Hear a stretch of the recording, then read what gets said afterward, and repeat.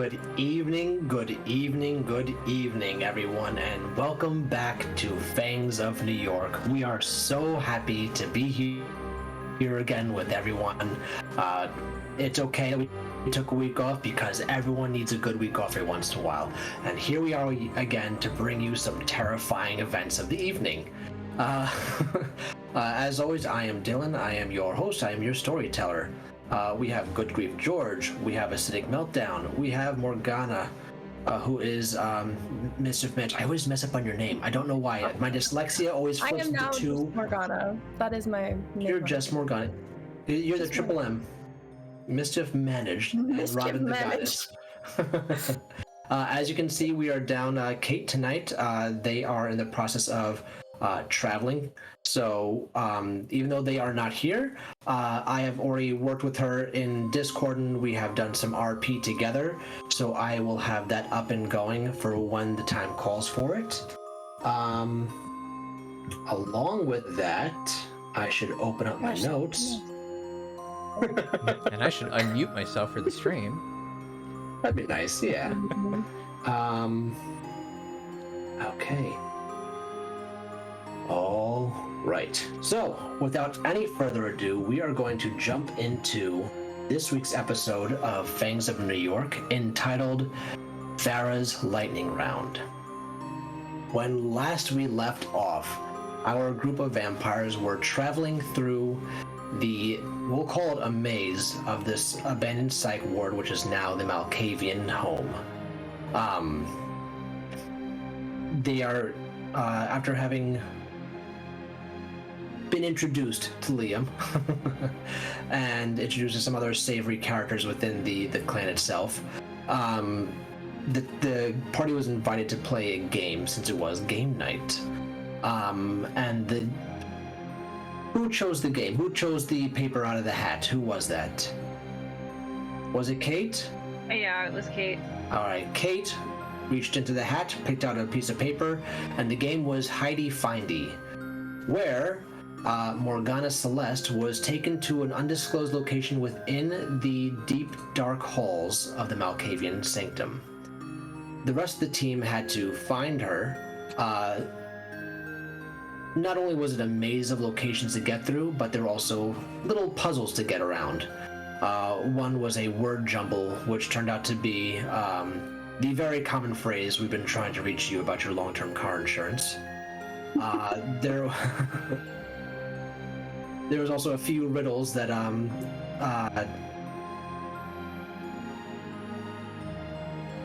Cassandra. Hi, it's been a long week. That Cassandra got them really quickly, and then there was the blood token challenge, where Dorian got sucked into himself pretty much, and he had to confront his inner child. During this time, he was completely clean knocked out, while the rest of the party had to try and figure out what was going on. The whole time, Morgana was just sitting with the clan leader Farrah, and they were just playing games. Whether or not they were real games, we'll never know, but Farrah did like to... Yep, you made a character sheet from D&D, you played a little Go Fish, even though there were every single card imaginable in the deck. And then she had some pretty heart-to-heart discussion with you, just like little life lessons. The room that you, Morgana, and Farrah are in is a large gymnasium style with 3 very large ceiling-to-floor velvet curtains, which are closed off in front of windows, where you see beads of light coming through from the moth holes. And in front of each velvet curtain is a vampire in all leather and blackout goggles by the name of Mo, Larry, and Curly. After Dorian had come to from his senses after being knocked out from the blood token puzzle, the 4 of you stumbled into the room. And you, I'm sorry, the 3 of you stumbled into the room, and you see Farrah and Morgana on the side, And as soon as you enter, the door behind you sealed shut, and Farrah rolled back off of her chair into a secret compartment, and you heard the door behind you lock and seal, as did Farrah's trap door. At that moment,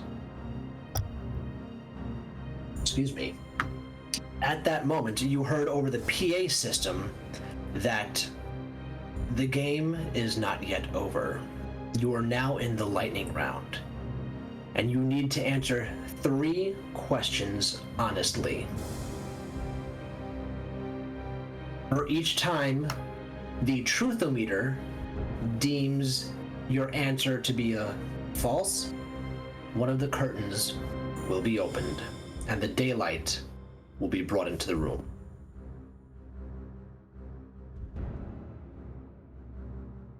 That's where we left off. So remember, I am RPing Kate tonight, so by all means, you can interact with her as you would like. So right from there, we will start off with tonight's game. You guys hear Farrah finish off her spiel on the PA system, and you see each one of the 3 leather-bound vampires walk closer to their curtain and take a hold of one side each.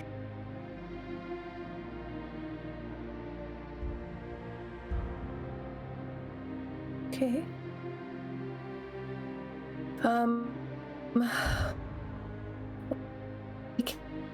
Questions, honestly, right?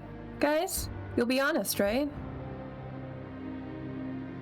Ambrose immediately runs toward where the trapdoor is and he's on the floor on his hands and knees trying to scrape it and trying to pry it open. Okay, give me a, a dex melee. Difficulty 8. Okay. Ambrose, that's not a very reliable answer to my question.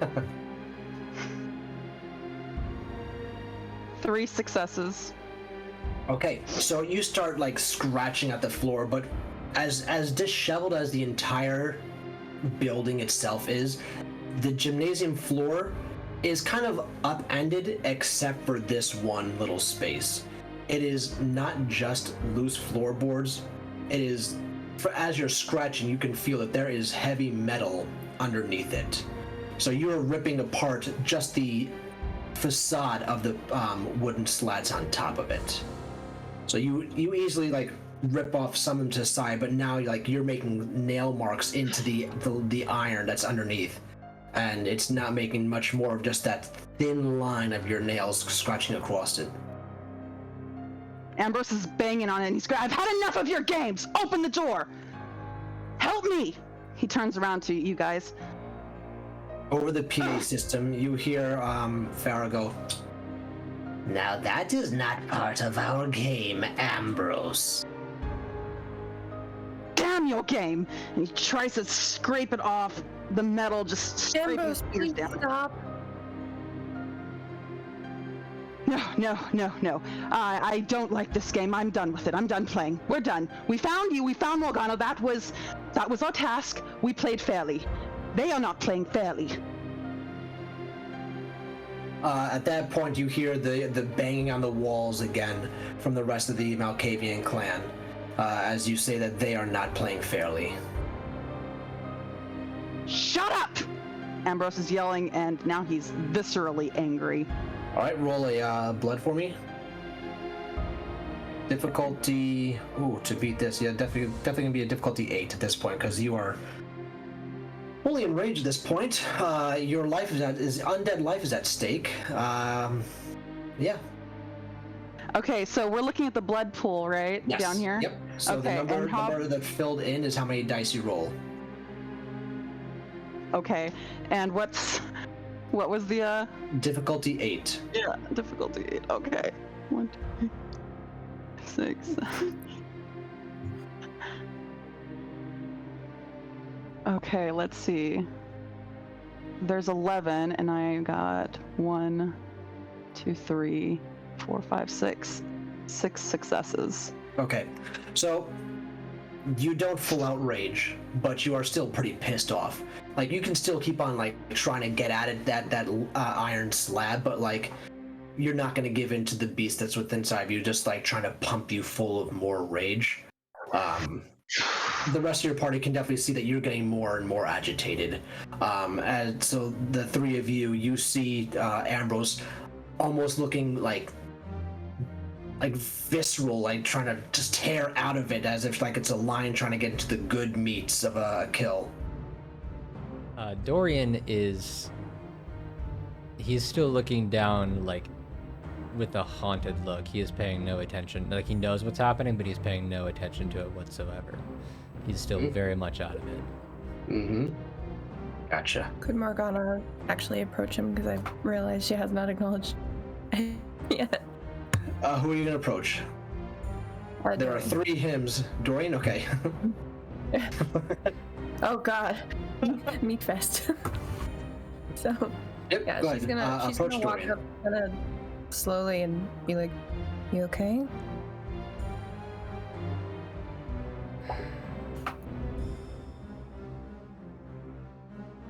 What did you guys do? We just keep playing the game so we can get out of here. She's gonna hand slowly on his arm and nod. What are the questions? Oh, good. We're going to continue our little game. Are you ready, my children?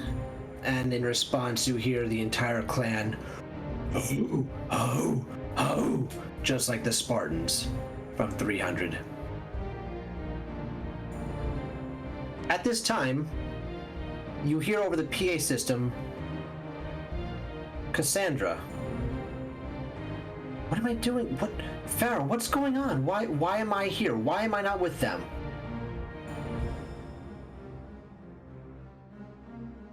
That wakes him up a little bit.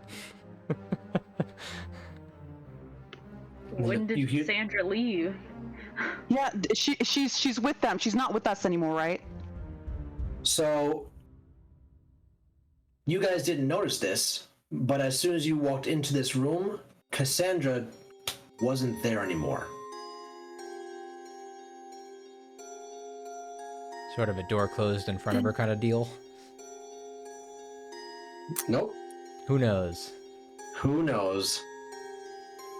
I'll do one of the look backs. Oh yeah, I forgot. Vance was like still kind of propping Dorian up. Mm-hmm.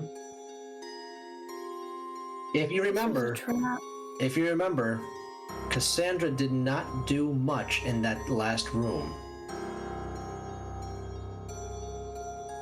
Oh, You were all focused on Dorian.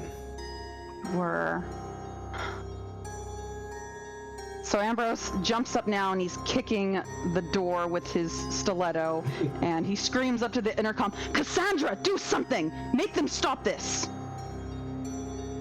And then you hear Farrah, like, over the PA, like, kind of trying to muffle. "This is for your own good. There's really no other way. They want to play a game with us, and this is the price that they have to pay. And you know the rules. Cassandra, you know the rules." Question 1. What was the name of the doctor that harmed our Malkov? And the rest of the sanctum goes completely silent. To a point where it was eerie, the sanctum in general before, but now, with its dead silence, you feel like the pressure of the depths of the sea are closing in on you.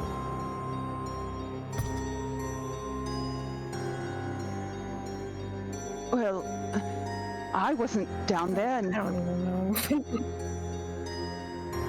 Dorian, weren't you with Cassandra?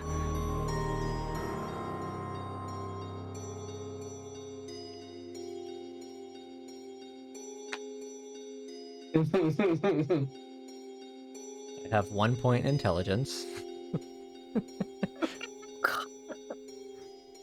Although I did roll a 10 just now.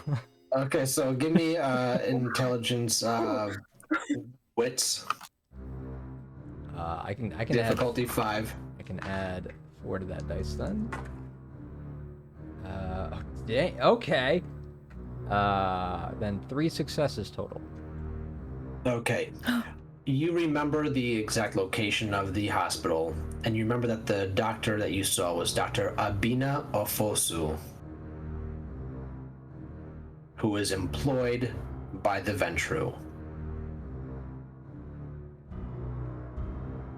You said the rules of the game was to tell the truth, right? Yes, that is the truth. Wait, what?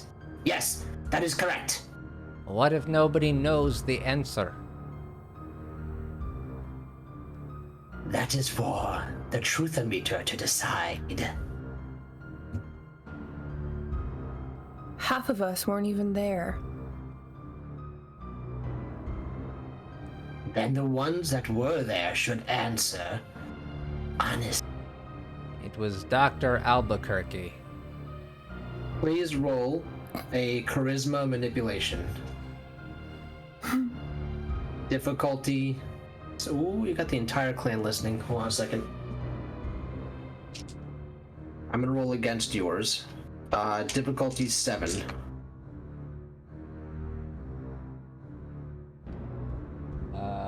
With a 1, 0 successes. Okay. Which is fine. He was not trying to lie to them anyway.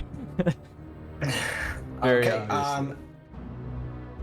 As you say, Dr. Albuquerque, you hear from all corners of the sanctum, "Boo! He lies!" And Farrah then says, "The first," as Mo reaches up and yanks down on the curtain, exposing the light. Exposing the window, and the light pours in several feet in front of you guys. So from if the room was, we'll just to give it over 20 feet. Now 7 feet of it is covered in sunlight. Vance is going to take a step back. How many of those would you say we could get wrong before the entire room is covered? I don't know. 3. I want to find out. So, let's just be so honest. each window will give you 1/3 of the room. So we've got 2 more wrong answers left, basically. That is correct. Would the light in the room be doing anything to us? Our eyes? It'd probably be freaking you out. Like you should be rolling in blood right now, but I'm not going to because we have 2 more questions to go through. If Duran looks back. Well, now we know what happens when we get it wrong. They all. We already knew. Or at least I I wasn't did. sure if they would actually do it. Oh. Oh God. you then hear Cassandra over the intercom going, and now closer, more loud in the speaker. "Farrah, please, they're my friends. They meant nothing of it. We were coming here to see you, to see Liam. This was not how we wanted this evening to go. They're my friends. They helped me bring Malkov back. They helped me." And Farrah responds, going, "Silence yourself.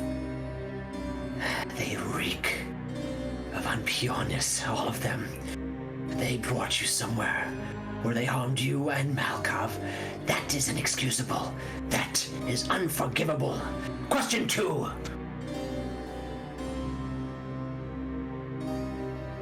Where is the Ventru Sanctum?" The heart of the city.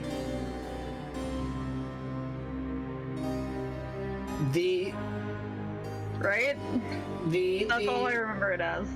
The entire sanctum starts to murmur a bit. It sounds like you're inside of like an old-timey court. And then Farrah, you hear her talking to Cassandra. That seems right, but do they mean Times Square? What do they mean by the heart of the city? Explain yourselves. We answered your question. It's the heart of the city. And Cassandra goes, they did answer. They answered. That is their answer. The truthometer did not go off. It's the answer. And you hear Farrah like, last question then. What is the purpose of Farrah bringing everyone together? To unite the clans? What is her purpose? What is her purpose? What is her purpose for bringing the clans together? For unity. So that we can all support and protect one another instead of being enemies and rivaling against one another.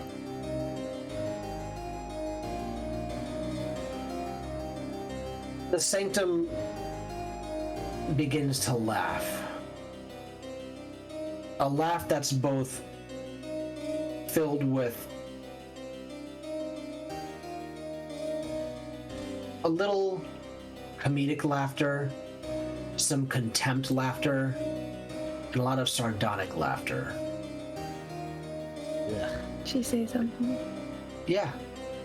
I want her to be like, yeah, I know. It seems unbelievable, doesn't it? But that is my answer, and that is what I've been told, and that is what I know. It doesn't mean that it could be true. That's my answer, and it's the truth. Farrah gets on the PA. She just said it can't be the truth, and then she said it is the truth. Children, this one confuses me. What do you say? Morgana, please roll Charisma Manipulation. Difficulty 7. Okay. I'm rolling against. I don't like that face. I don't like that face, Dylan. God. Well, I didn't have my dice up, so. Great.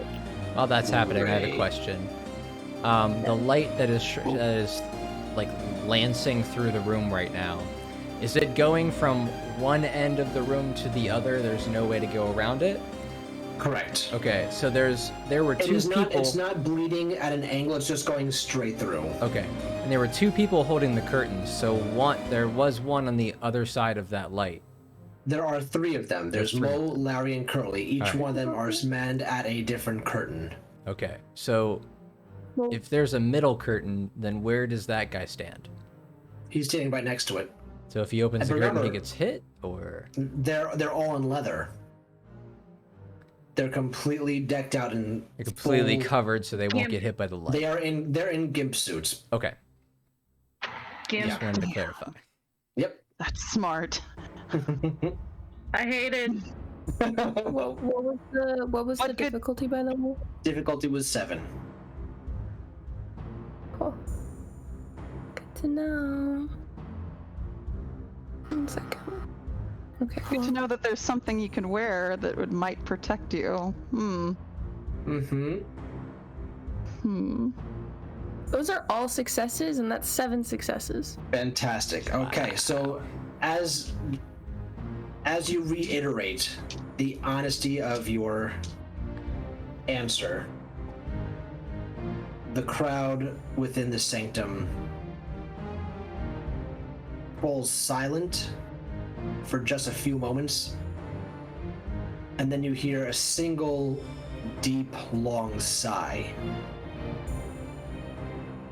The rest of the sanctum then echoes, only speak the truth.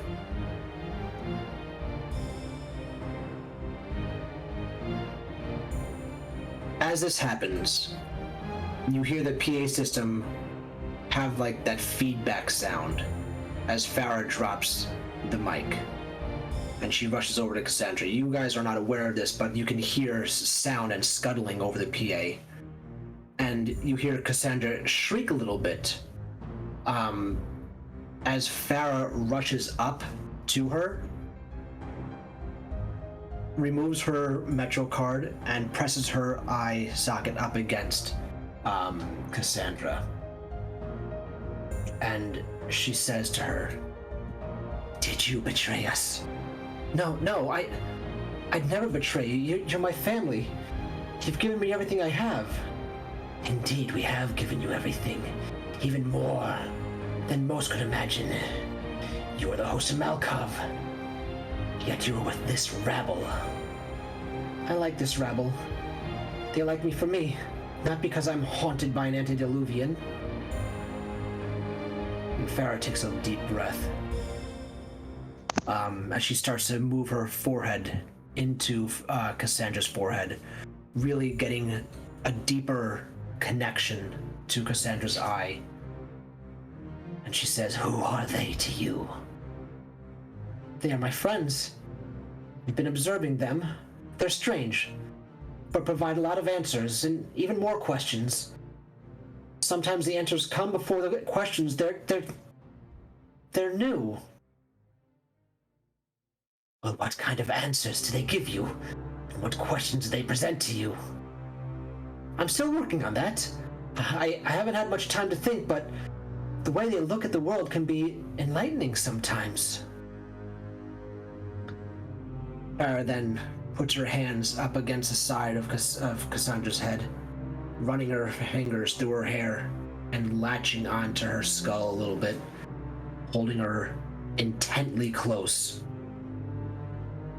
"Why did Liam send you to them?" She responds, "It happened the night that he was attacked. He helped me get out safely. If he hadn't, I probably would have met the final death." "How did Liam know of them?" "I actually don't know. He never explained that part." Farrah's hands get closer to the back, and they latch themselves into that small space where the skull meets the neck, and her thumbs latch on the lower side of Cassandra's jaw. "Can they be trusted?" "I don't trust anyone, Farrah. Not fully. But the people I brought with me don't want to hurt us. Actually, I think some of them wish they were Malkavians. They like us." "What makes you think they are wanting to be out of our house? I'd rather not start a clan war, especially not at the time that Farrah woman is gathering pieces of the other clans." I just meant in a way that they appreciate how close we all are. It's refreshing for them. I'm still piecing together Vance's history, but I don't think he's got on very well with the other clan, with the other Brujas, but I think seeing our family was a bit of a shock to them all.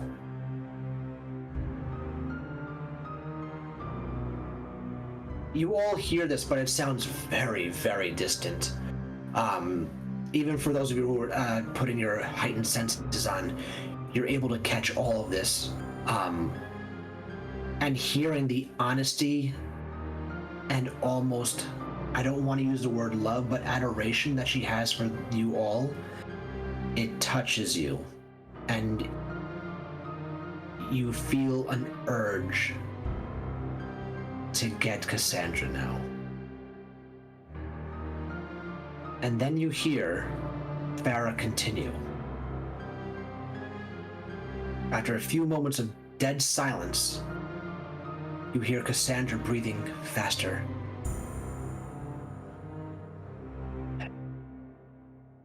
And then Farrah whispers, "I can see him. His spirit lives on. Malkov will be fine. As for you, my precious little vessel, your future has many turns and dips in it. I see Liam at your side. But I also see this ragtag group all around you. With our clan behind you all, I can only imagine what that means, but I suggest you stay with them.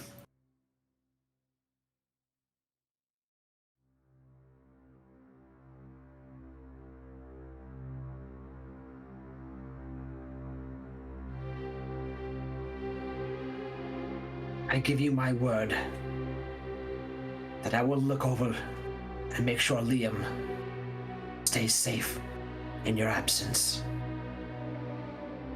Just know this. The timeline of yours that I walked, I'm not sure if I was looking through your eyes or Malkov's. Cassandra then whispers, even softer than Farrah, I see. You've never led us astray with your visions, Farrah.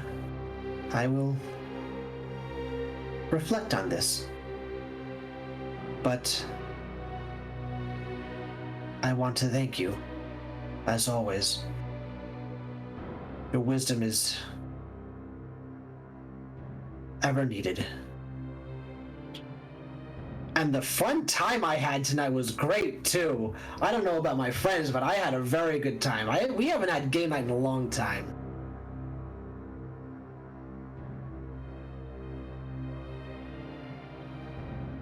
She's absolutely mad. And I love her. Listen, Ron Weasley. A little darling. Now give us back Cassandra! Can you please let us out? Game over, or what's happening? Can we have Cassandra back? Did we win? You hear Farrah over the PA system go, please hold, your call is important to us. The representative will be with you shortly. And then you hear the PA system click off. And the thumping of the walls throughout the sanctum resumes. And people, you hear the cheering, the faint cheering, and the rhythmic grunting of the rest of the clan. I'm sorry, were we just put on hold? What? Yep.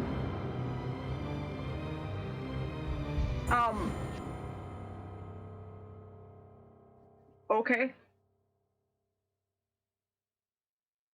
So we're allowed to leave now, yes? You there, and he points to the guy with the gimp suit.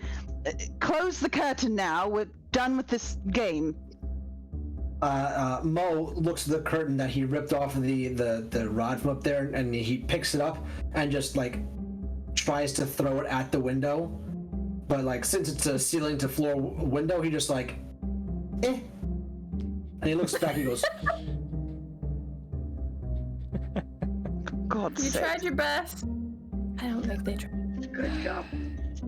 What if we Scarlet O'Hara'd this? You see? Just, we'll take the curtain and we'll put it over our heads and we'll just hi-ho out of here Actually, to find a Cassandra. very good idea. But I think we'll be fine. Yeah.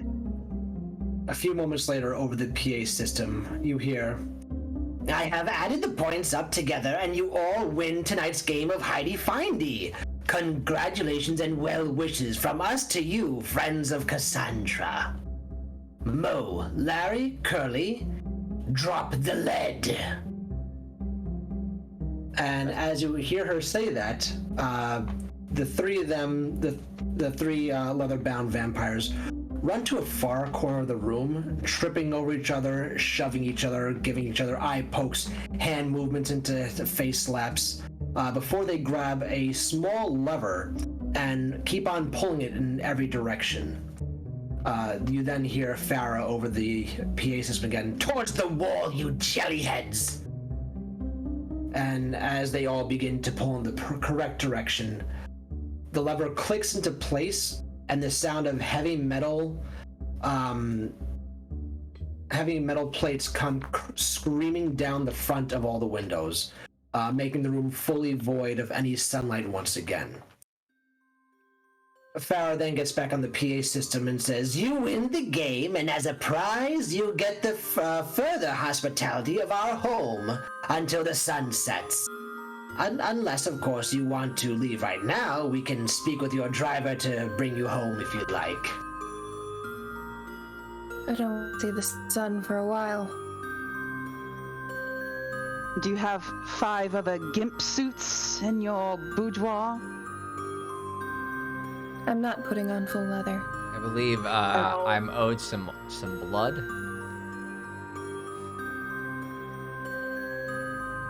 He's definitely earned it. Let's see. We won. Ancient blood. Very good, very good. Ancient blood, ancient blood. What the hell did we do with that ancient blood? As this is happening, you hear the door at the back of the gymnasium open up, and Cassandra walks in. And she gives you a little smile, but like doesn't full on have much more emotion behind that.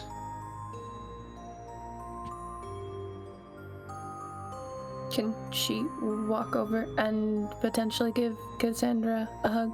Oh, absolutely, yeah. There's the whole room is void of sunlight, so you can do whatever you like. Okay. Cool. Yeah, she's definitely gonna go and be like, oh, I thought I was so worried about you, honestly. You thought you were worried about me, so you weren't worried about me? I thought that you... No, I was worried about... I just thought that I'd never see you again, and then I tried to say those both at the same time, and it came out weird. Oh, yeah. I'm happy to see you, too. You're not hurt, are you? She didn't hurt you? Oh, no. Farrah would never hurt me. Sure. Are you...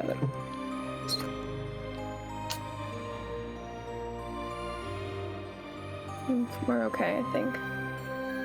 I don't know, he kind of looks like it, but...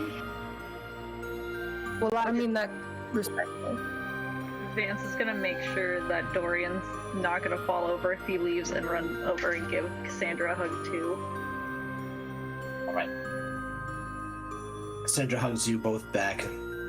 She, like, pats you guys in the face a little bit, like, thanks for caring, but I'm alright. So what did you do with Farrah while we were gone? Looking at you, Morgana. Oh, we played some games. We learned how to play this new game, Dungeons and Dragons or something. And then,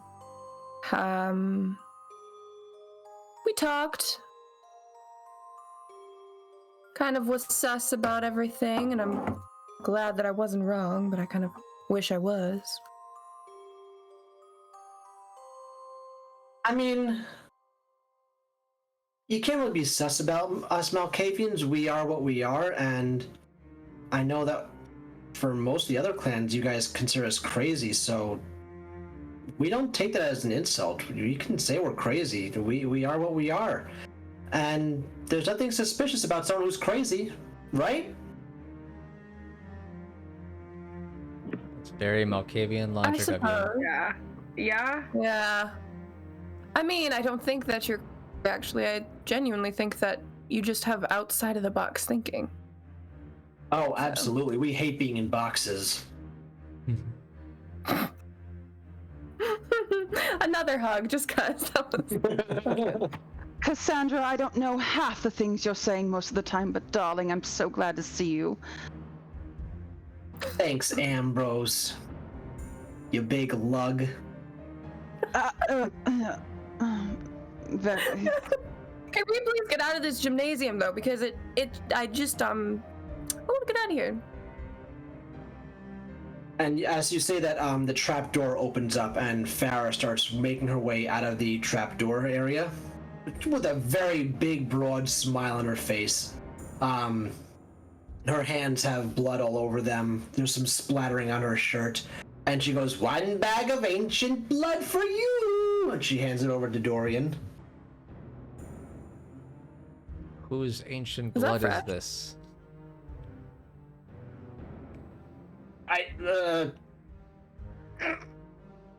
It's not ancient blood. It was Jeff's. Yeah, it's okay. We can tell. We don't have ancient blood here. We don't just let blood lie around. It's very counterintuitive for a vampire. I don't know who does that. Poor Jeff. He'll get over it. Really? Puts her macho card back. No, he won't.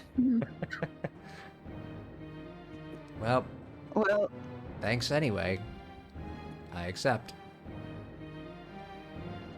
It's actually in a it's in like a brown paper bag. Yeah, so Like it's where like you would hide a furled and 40. torn. Yep. Yeah. It's maybe starting to leak a Dripping little. bit. Just a little bit. Yep. it smells greasy. Jeff did not have a good diet. Mm. It smells So- like New York. Diabetes. Oh yeah. Mm. So it's up to you. Would you like to stay with us for the day? Or would you like your driver to come get you? You can probably stay for I'm a the little night. mad with you. Darling, we're all mad here. I've been wanting to say that for so not long. that. I mean angry. I'm a little angry, a little frustrated. Oh, But you also- haven't been a vampire for long then, have you? We all hate each other. Don't call me out. I didn't Yes, call I you was- anyway. You're right there in front of me. You take things too literally. You need to catch up on modern lingo. On slang. Lingo was his name. Cassandra, do you think we'll be Alright, safe let's get out of tonight? here. She's gonna start. Sorry. If we stay here, What'd do you you think we'll be safe tonight? Oh, absolutely we'll be safe here. I mean, I've been safe here plenty of times. Liam... Well, right now he's... No, he's safe. He wasn't safe when he was alone, but he's safe now. There's really nowhere safer than you would rather be right now, especially during the daylight. I've got room in my bedroom. Well, don't you think that we've been away too long? Oh. I mean... It's just nice to be home. But, if you want to go, yeah, we can totally go. Absolutely. Well, I mean, actually, I don't want to go. I just am thinking more on, like, what's safe for our next. With big, tall, scary lady, you know? I have no intention of going out into the sunlight. Same. Ambrose? Well, let's stay with Cassandra, and she could give us more of a tour of her lovely home. Although I question the safety of this place, considering what just happened to Jeff, whatever his name was. 1 second.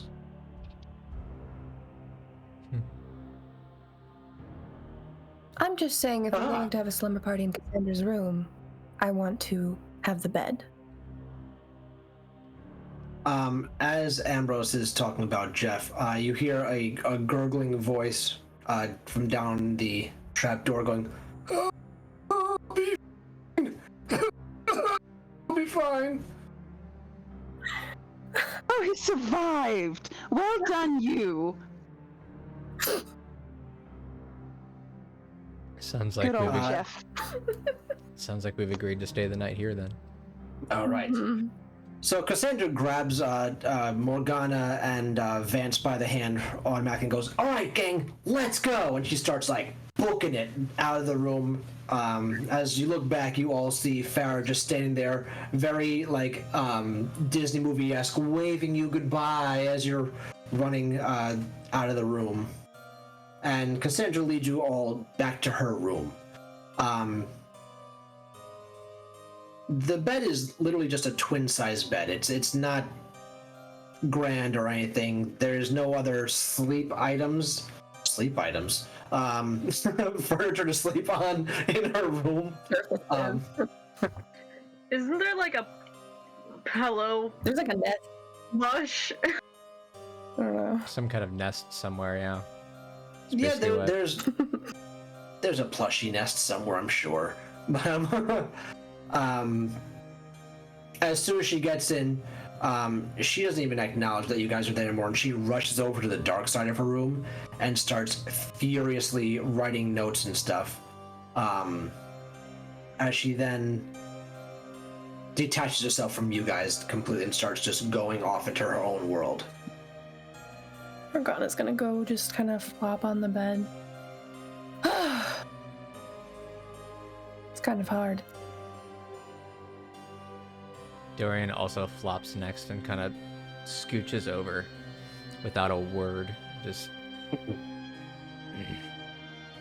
She's like pressed against whatever wall it is, and because he's like massive. Comparatively, yes. he's 5'10", it's Va- whatever. Vance Well. is just gonna go flop into the nest. Ambrose isn't touching anything. He's just keeping his hands to himself. Well, shall we talk, Dorian? Dorian, Can't talk, trying to sleep. I know you're not asleep. Morgana's gonna like put herself up on her arm and just kind of look at him, and then poke his face. Ah, No, look, I think that this is a good opportunity to talk about what I meant.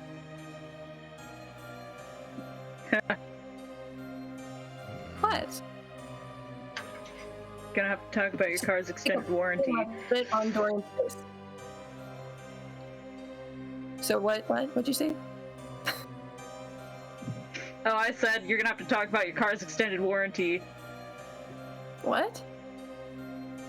She wasn't there for that.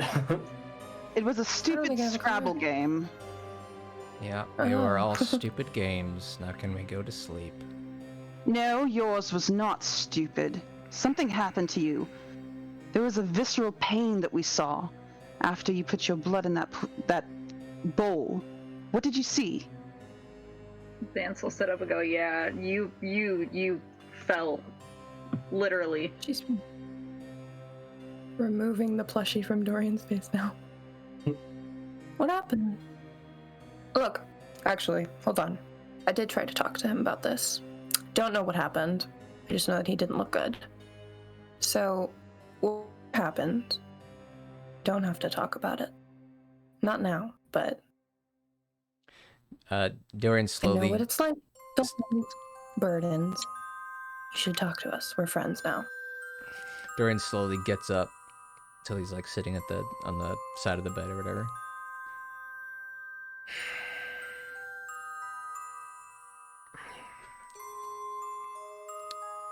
It was kind of like a memory.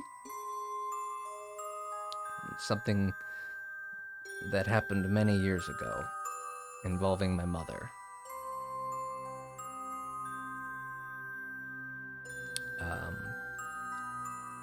I don't know what happened to her, but I know she died quite violently. And while I don't know who did it, I do suspect my father, but I don't know for sure. And I don't know why they decided to bring that up, but that's what I saw. She's gonna put her hand on his back and kind of just lean shoulder. I'm sorry. But Would it have whatever anything? you guys, Oh, sorry.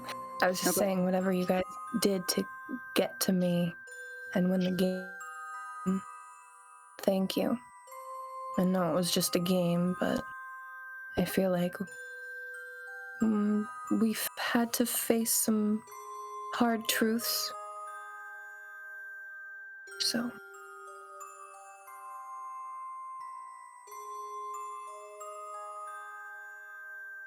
What were you gonna say, Ambrose? Dorian, did it have anything to do with what Farrah said back there about you?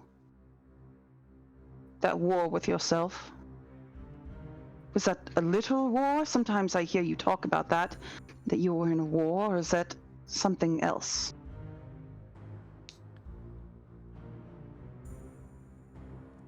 Well, he reaches inside of his, this, and pulls out the pistol that he has. I was in the literal war 20 years ago. Not here, but across the country, or across the world. But I don't think Lady Kafara was talking about that. No, I suspected not. We all have our own wars and trials going on. Mine just happens to be deep. But hey, if you ever want to play with a gun, you know, I can show you how. Are you asking me to play with your big gun, Dorian? No, I left that one at the house. This is just the pistol. That was good. Vance will sit up a little bit more and just kind of look at that and be rolls like, a little bit at it. if you need to talk more about it, you can talk with us. We won't force you to do it. Like you said, we all have our own inner battles. I do have a question for you, Vance. You were part of the Bruja clan? Yeah. Kind of. Is anyone else here just as concerned about that? Darling, I have no idea. I mean, the Bruja clan, as it stands, is apparently against us right now. So Pretty sure I knew this before all of. Yeah, Cassandra, Morgana did. Why do you think they keep questioning my loyalty at the venture? And two, why do you think I ran away? Why did you run away from the Bruja? My life was on the line. And they wouldn't protect you? They were the reason, well, the person that they were working for was the reason why my life was on the line. Oh. The Bruja clan here must be very different than the Bruja clan I knew in Europe. I'm sorry for that. It's alright. And the Bruja clan here in New York sounds different than the one that I knew in LA.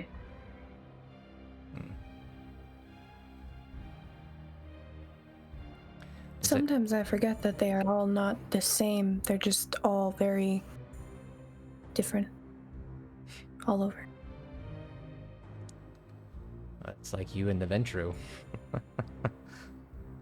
There's many different kinds of you, isn't there?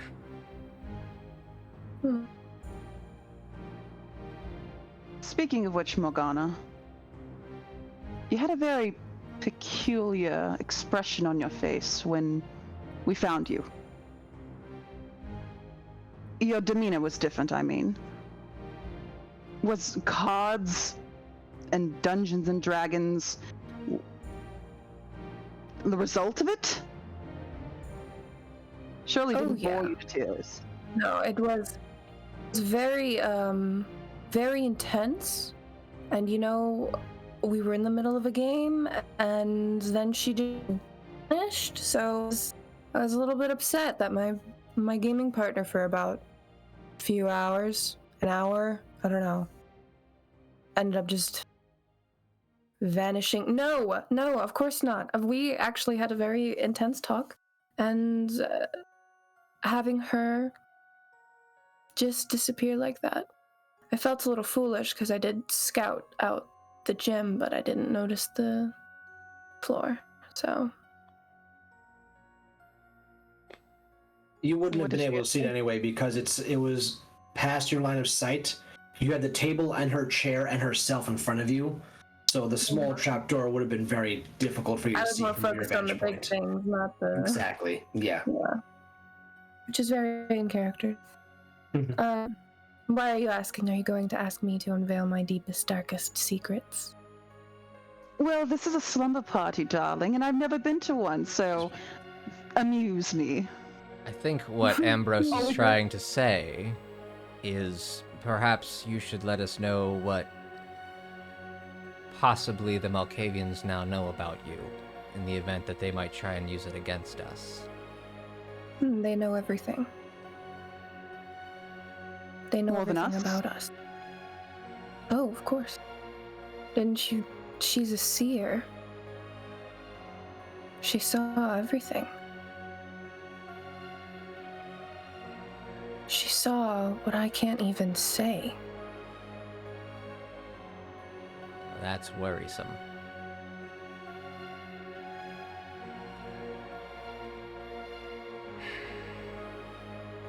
She gave me this. I mean, she asked about how I felt about Cassandra. She asked about some things I'm dealing with. And I gave her honest answers.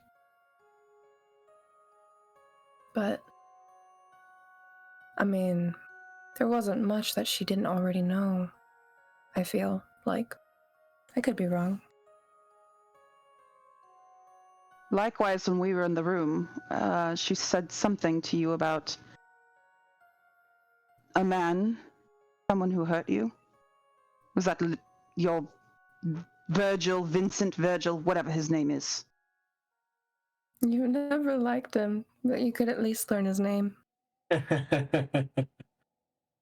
Says me, who I forget all the time. He's... Are we going to be sharing tragic backstories now? Is what this is turning into? Yeah, only if we want to, right, guys? I just want Would to you be like sure to we'll all pillow be fight? safe. Oh my gosh. What? Wait, what did you say? Would you like to pillow fight instead? As you say that, Cassandra whips around and goes, I only have one good pillow, please don't. She was gonna grab a random plushie and toss it at Ambrose. I'm Mr. Tiddlywinks. Never fear. No. Tiddlywinks is here? Okay. He's over there. Question actually. answer time. We're going to play a game. It is a Malkavian game. Cassandra turns and looks and goes, you know Malkavian games? Only from what I've learned from tonight. And she sits Ask down, a crisscross, question. applesauce, back very straight. And good. Okay. Ask a question, answer honest. Could we choose to pass? No. Oh, If you do, you're going to be exposed to sunlight. Whenever I get the chance to safely push you into it. I'm terrified. I'm joking. I'm not going to push you into it. Okay. So she's just going to kind of get comfy. Grab up deer too. Who wants to go first? Is there a dresser or something that Ambrose can just sit on? He's so tall. Yeah, sure. So just remember that there's a dresser, there's a desk, there's the bed, there's two closets, and the dresser and the bed, half of them are on the light side of the room, the other half are on the dark side of the room. So half of them are charred and dirtied up, the other half are clean. He's gonna go over to the clean side and just prop himself on the dresser, Okay. sitting on top of it, crossing his legs and folding his arms across his knee. Mm-hmm. perched very right. poignantly on the side. That's right. Why is Vance the only one on like the Nosies. ground? Cassandra's sitting right down next to you. She's crisscross, sitting up straight next to you. All right, Cassandra goes, I'll go first. What do you miss most about being alive? Ooh. Wait, who are you Food. asking?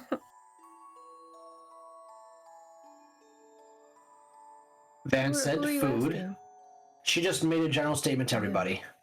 Okay. I actually told Farrah this, but I do miss sunlight. Well, I mean, we Never could have really stayed in the appreciated room, what- but like... No, I would rather not, thank you. Oh, I meant okay, the well... living person how it handled me is... Oh, how- right, I just asked you about that. Mm-hmm. Dorian Ambrose.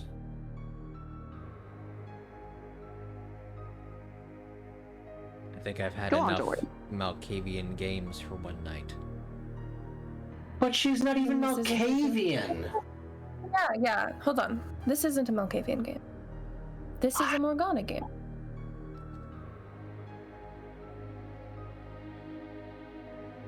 This is not a game I 'Cause- want to play. Well, then you can sit and listen.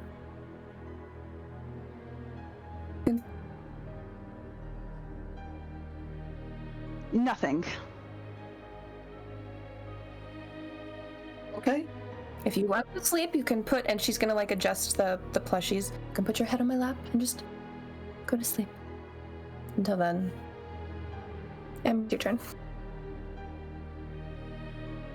Well, if Dorian's not playing, what do I miss about my glorious, glamorous life? Oh, where to start? Oh, the parties were amazing. The after parties after Fashion Week in Paris. The ones in Milan were just divine. Me and Anna Wintour, we had lunch one time in Paris. It's lovely. What don't I miss about my mortal life? It was fabulous, darling, glamorous. Well, Anyone- but you can do or like go to party. You have a very late lunch with a vampire. What's something that you could only do when you were mortal? I had a strict schedule, you see. I had to stick to it.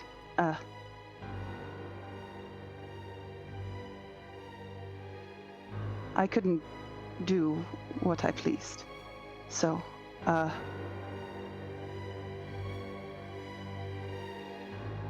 nothing, I suppose.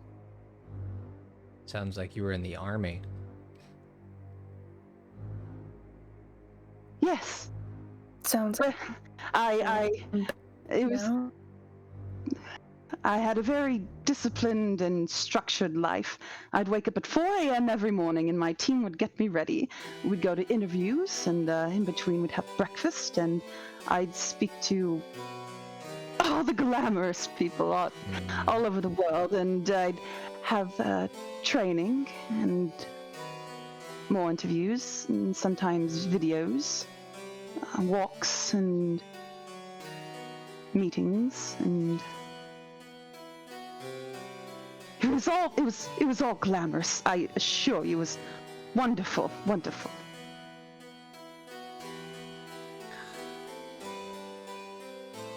Less military, more royalty.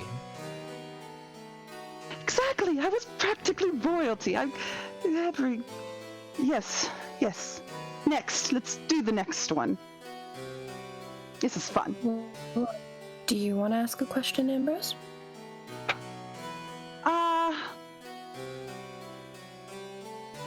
Question. You want to ask me a question? Usually I have packets written out for me to ask questions to other people or interviews or such. I don't have any of that now, so Do you remember anymore? do I remember what? anything from the packets? Oh, yes. Ambrose, how do you keep so trim and fit? Well, I water fast, you see, for a few days, and I do, you know, the Beyonce Amber. diet with chili. Amber, I did Amber. that one. Ambrose, you're a vampire now. That doesn't matter. Oh, I meant to question for one. what's your favorite flower? Mine are roses. My mother used to plant them before she got sick. It was lovely. At that, Dorian gets up and walks out of the room.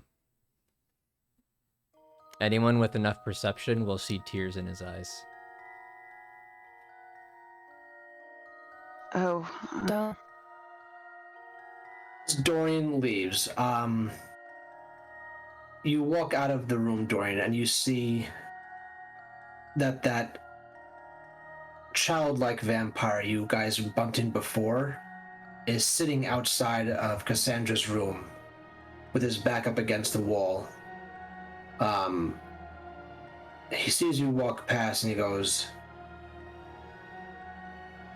I know heartache too. It never gets easier. Even when you're 120 like me, heartache will always fester. They'll tell you to just let it go. You can't let it go. Heartache will always be a reason for who you are.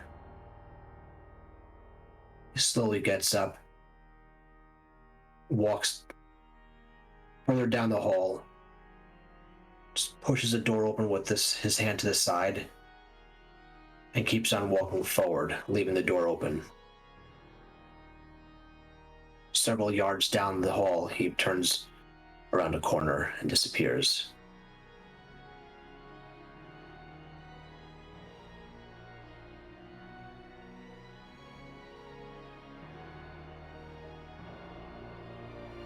Dorian goes to head back to the gym.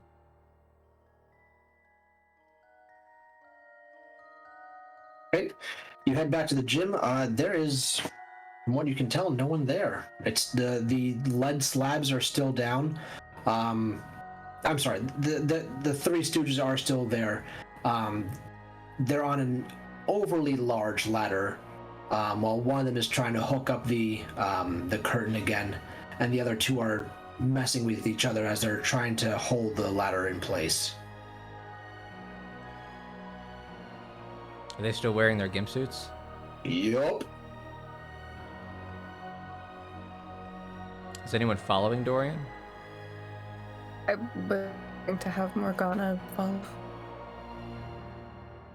Morgana is following, but you need to do a perception alertness, difficulty 6, for anything else, to know if anyone else was following you.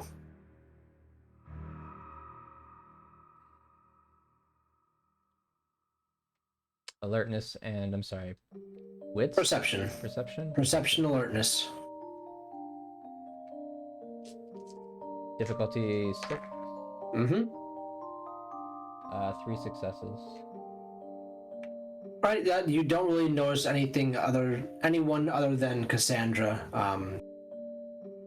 coming from behind.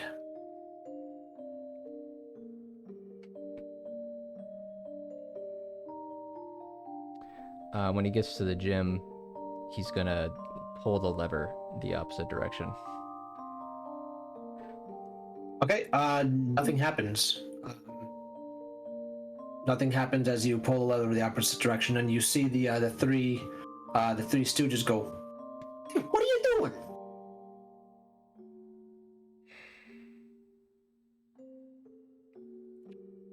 Defeated, he turns around to walk back the other direction. She's gonna grab him. What are you trying to do?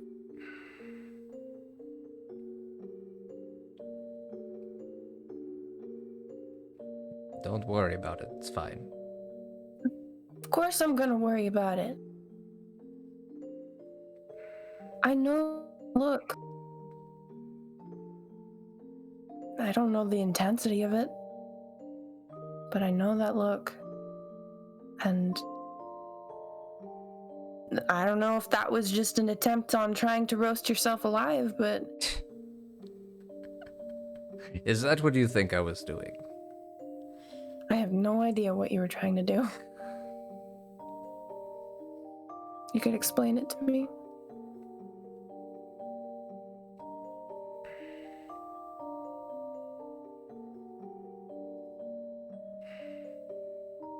He can explain it to you after we take our break.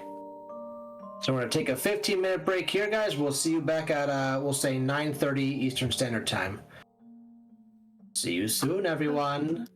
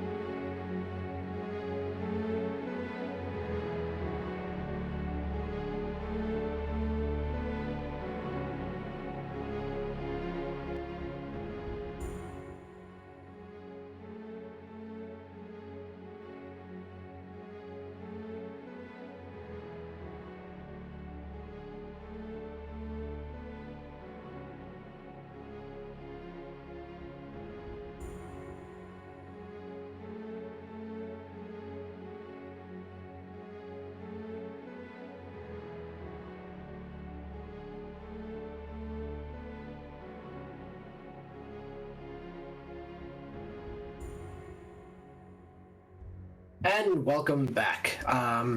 We're just going to jump right back in from where we left off. We just finished up with the lightning round with Farrah. We're now in Cassandra's room. Everyone is trying to, de-stress from the events of the evening. And while we were playing Morgana's version of the lightning round, something was mentioned and Dorian just got up and left, and he then went to the gymnasium, and Morgana followed. We're going to jump back to them in just a moment. We're going to stay inside of Cassandra's room for the time being with Vance and Ambrose and Cassandra. Cassandra looks at the two of you and goes, "So, that was neat."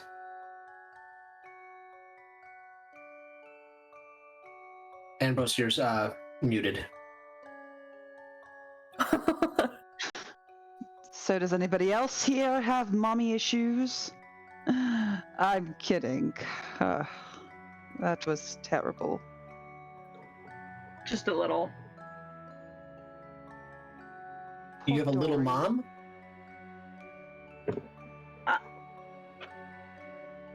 No. Okay.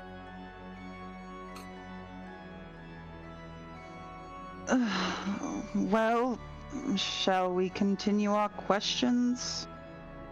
I mean, I took my notes on my wall and I'm kind of tired now. It's been a really draining evening with everything that happened. I'd kind of like to go to sleep. I mean, you guys can stay up if you want, but I think I'm gonna lie down in my bed. Alright. I think we should go find Dorian and Morgana. Ambrose, you down to find them with me? Well, I'm going to tuck Cassandra in first and give her a little kiss on the head goodnight. Okay, why is everyone always touching my head? Sure, no problem. Just no bedtime stories, okay? Because then I'll be up all night thinking about, what was really going on in that story. Yes, yes, darling. And here's your Mr. Jingle Jangle. What No, is that's his name? Tiddlywinks. Jingle Jangle's over there. Here's your Tillywink, darling. It's okay. He doesn't know how to say your name. It's okay. I've missed you. It's been so long. And she shoves her plushie into her face and just rolls over. And Ambrose throws the blanket on top of her and scurries towards Vance. All right, let's get the hell out of here. We'll be right back, Cassandra. We'll go get the others, and you'll wake up to all of us back in your room. And you hear her muffled voice going, "Oh, I'll have you know I've been DMing Kate, screaming about how well you embody Cassandra. Just so you thank know. you." Yep. My whole heart still. All right. So, Vance and Ambrose, you guys now have run out, and you are now walking into the gymnasium after having run through the halls a bit, backtracking to how you got here, and you see Morgana and Dorian somewhat close to each other over by the lever in the far corner of the room, and the three gimps on the ladder still. Vance is just gonna kind of snag Ambrose, go, let's let them have a moment. Looks like they're talking about something. Ambrose is just gonna lean against the door. Why are they by the lever? Who knows? Pull the lever, Kronk. Wrong lever. Why do we even have that lever? When Dorian sees you guys walk in, he'll clean his eyes a little bit quickly and start heading over there, just ignoring the question that was asked of him.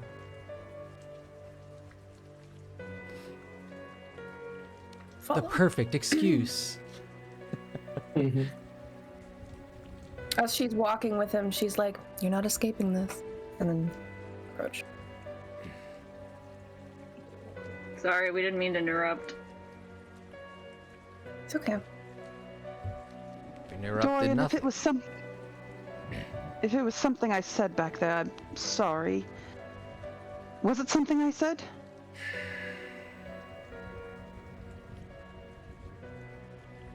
Yes. But it wasn't your fault. Was it about your mother? No.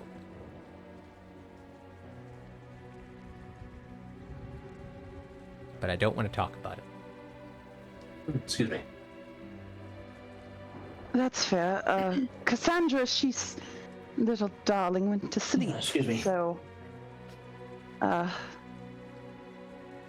should we do our game here, or? Oh, questions and in here? I don't think so. We don't have to continue anymore if we don't want to. As Morgana says questions, you see one of the Three Stooges go, "Oh, they want to play questions again. Well, we're not playing no questions no more. But they want to play." Not that kind of questions game, no. Do it yourselves. You there, Curly Mo and what's it? Do you have a pen and paper? Let me check my pockets. And you hear like that definitive leather on leather screech. Yeah. Ain't got no pockets.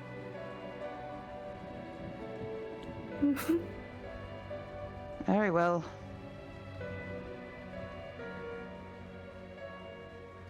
Talk. I'll see you later. And he climbs back up the ladder.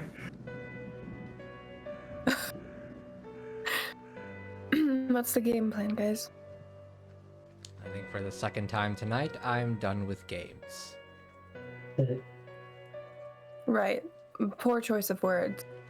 Well, wait a minute. Dorian, you don't have to answer anything, but would you like to ask questions?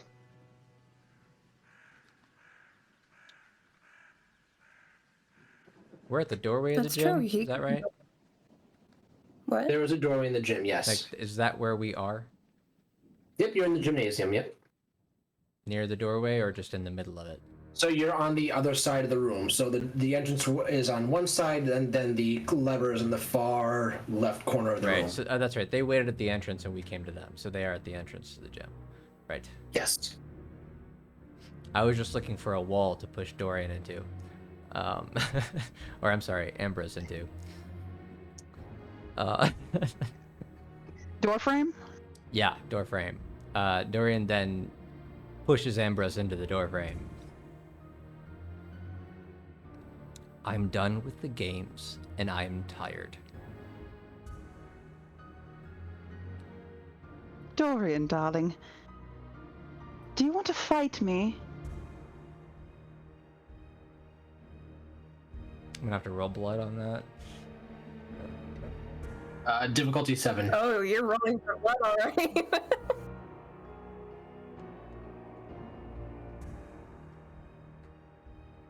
Yeah, his emotions have been brutal for a while, so.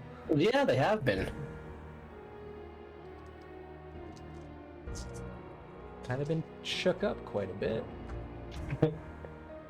Difficulty 7 out of 9 dice. 4 successes out of 9. Okay. Whatever emotion you were having, it's still very prominent, but the better judgment in your mind thinks that it's probably not best to start a scuffle in the room that you potentially all could have died in the sanctum of the Malkavians who don't already trust you guys that much. Okay. So you that part of your head goes, hey, hey, listen. So you definitely feel like Lava is hot. you definitely feel like the heat is like when you mentioned like fighting, and he clearly does, but definitely backs down. But he gets like real close to your face and just breathes heavily.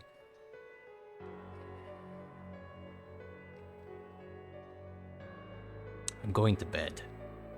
And then he walks off.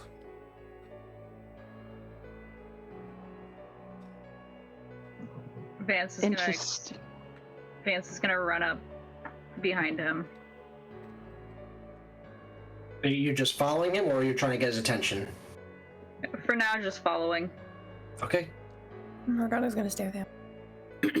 And Stay it with Ambrose, definitely okay. it definitely doesn't take much perception to have seen that he was crying before running into you guys.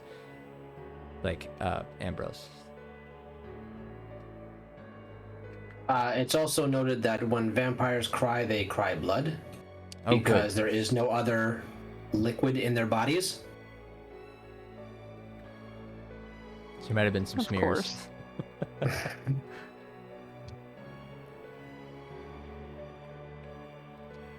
So, Ambrose and Okay. Morgana, what are you guys doing?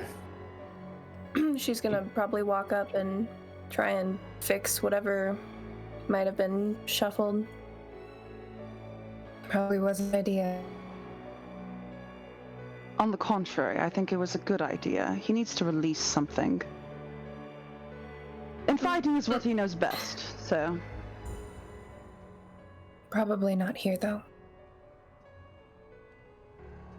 Oh, I wouldn't have hit him back, but he just seems like he needs to release some stress. Speaking of which, do you have any stress to release, Morgana? Is there any way I could help you, darling? I'm sure you would, Ambrose, but I think I'll pass. Oh, I'm feeling generous tonight. She's gonna like reach up and just kind of pinch his chin a little bit. Would you still want to play a game? With you?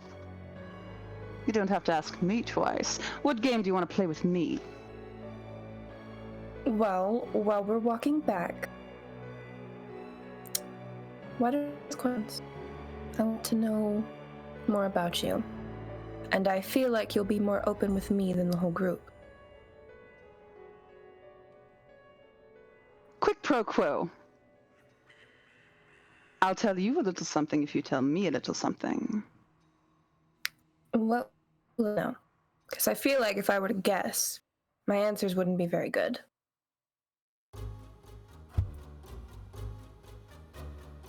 Well, you ask me a question, then I'll ask you one. Would you like to go first? Sure.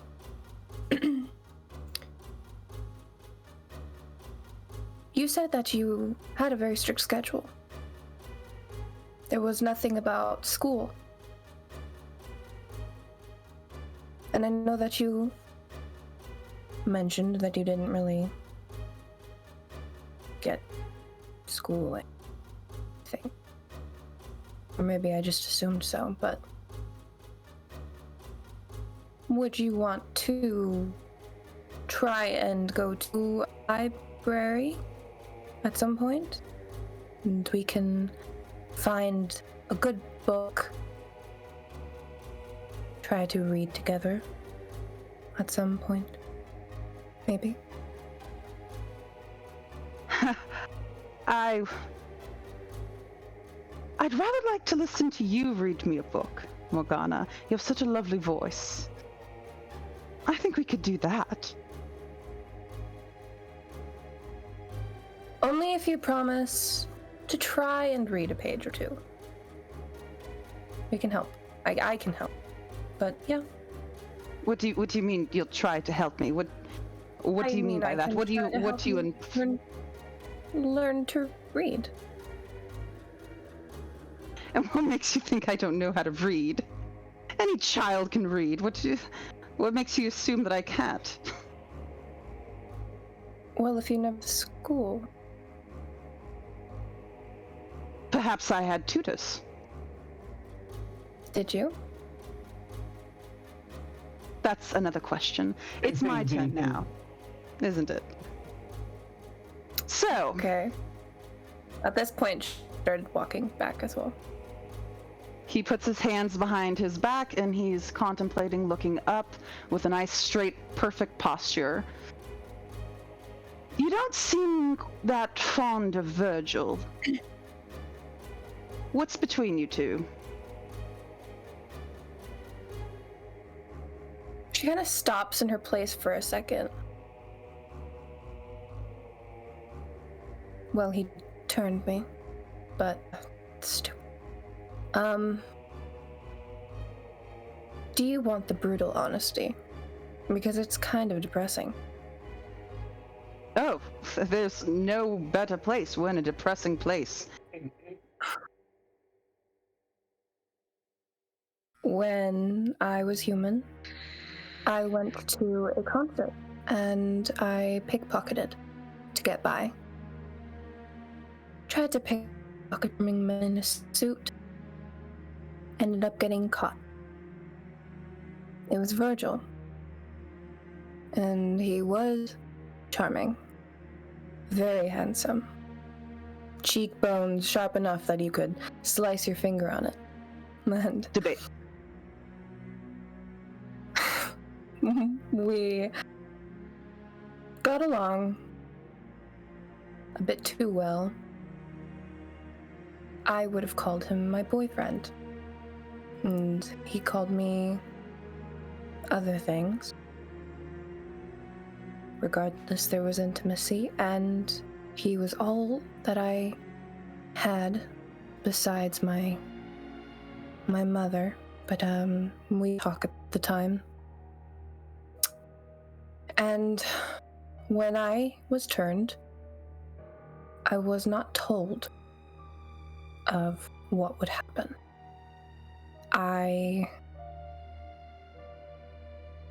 When things got intimate, things weren't particularly, vanilla. We formed what I might call a blood bond or something. What is that? It's when a vampire feeds their blood to a human. And it makes them... Blood bond is when blood bond is when a vampire feeds another vampire their blood. What was the one with, I don't know what it was called. It was, oh my god. It's the same thing, right? I read that it was a human thing. We literally talked about this. So when a vampire changes a human, that's the embrace. Mm-hmm. And then a vampire feeding another vampire their blood forms a blood bond, so long as they're a younger generation. It could be of their turning or of their same clan turning. But the vampire who's feeding the blood has to have the intent to manipulate and dominate that other person, that other vampire. Oh, okay. I've been writing this and no one's corrected me. That's great. Isn't when it's fed to a vampire feeds their blood to a human that turns them into a ghoul? That is, yes. So that's just before they become embraced. Like, it's a full embrace is turning into a vampire. If it's just enough blood drained from a human before they go into the thrall of becoming a vampire and fed just a bit of blood is when they become the ghoul. And they need to sustain that blood once a month, otherwise they turn into a very feral type ghoul creature. Okay. So let me rewind a little bit. Basically, Morgana's like, whatever. She just said that basically we were together and blah blah blah blah. He turned me and I really didn't want it. I didn't know that that's what was going to happen. I was not turned with the knowledge that that's what was gonna happen. So, and So essentially, you're a slave. Is that what you're telling me? I was. Well, if you have a blood bond with this Virgil, doesn't that make you under his command if he wants to? It's a little complicated. I think I truly hate Virgil. No, I'm sure of it now. I'm sure of it. I think, and don't take this the wrong way, Morgana, darling, you're wonderful, but I think I'd like to tear his head off. And suck his head like Capri Sun. I think I'd like to do that. You need to be more careful with your words. No, shan't. So we're gonna jump over Well, I would say we're gonna yeah. jump over to Vance and Dorian. What are you guys up to in the hallway now? Vance is, after a while walking, is just gonna kind of nudge Dorian and be like, well, once we're at our home, we could spar if you need to.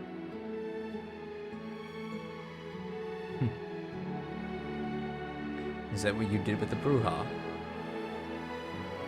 Of course.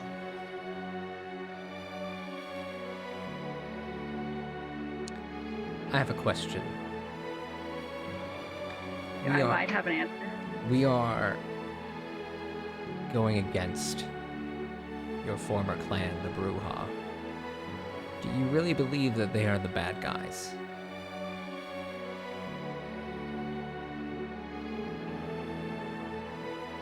I don't know if I've got an answer to that one. I wasn't really treated properly by them, partly because of my sire. The Bruja are definitely fight first, ask questions later. That's just what I was taught. What else did they teach you?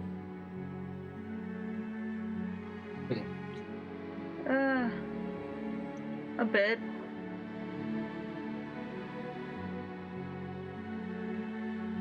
They teach you how to stand in the light for a certain period of time? Did they make you stronger? You don't look strong. I don't look strong, but that's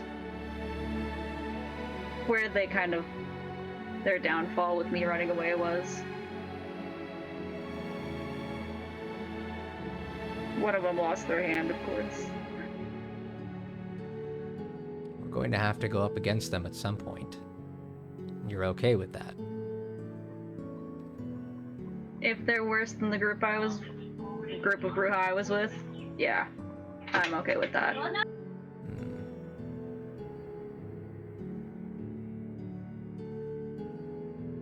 Maybe we have less in common than I thought then.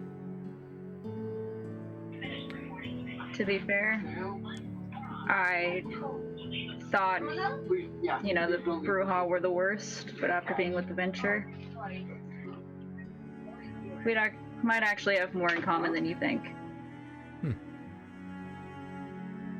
To be fair, my sire's not looking as bad as he did a few years ago.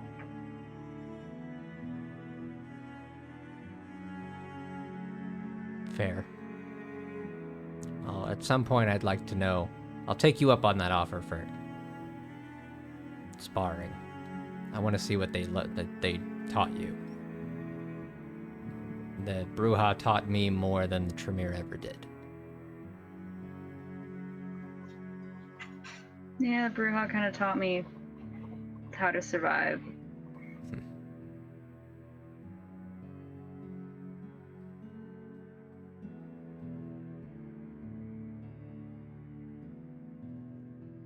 All right, so we're going to fast forward for storyline's sake.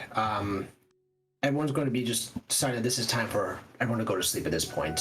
You all make your way into Cassandra's room, find a corner, a chair, or leaning up against the wall or something to get comfortable in your own way and spend the rest of the day in your sleep state. You're woken. Morgana's gonna what? Morgana's gonna cuddle with Ambrose. Oh, okay. Absolutely. He's wrapped his arms around her, possessively and protectively. Vance is the starfish on the floor. So you guys wake up the next evening, and Cassandra's already at the wall, etching into the wall with a sharp stick.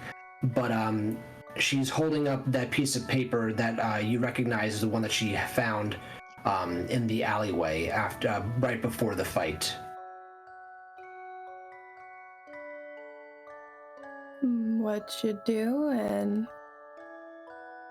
I just need to make this notation. It is really important because, like, when Mal really wakes up again, I want to make sure that he's able to help me understand this, because I know that I know this, but like I don't know it right now, you know? Because I need to know what I don't know, and he knows, you know?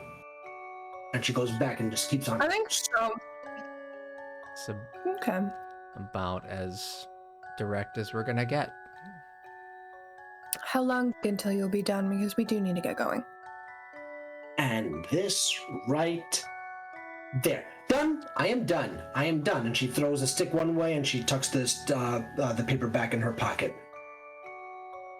All right. We ready to get going then? Yeah. It's too loud. And Amber wakes up. How do I look? Like Absolutely ethereal. Ethereal? Whatever. Like you slept in a cave. Dead. Wow. You all hear the chime of your cell phones. And if you look down, it is Darius. And it just says, "Your driver here. Do you still need a pickup?" And if you notice, you have 15 to 20 other messages of the exact same thing throughout the entirety of the day. I mean, the time that you were asleep.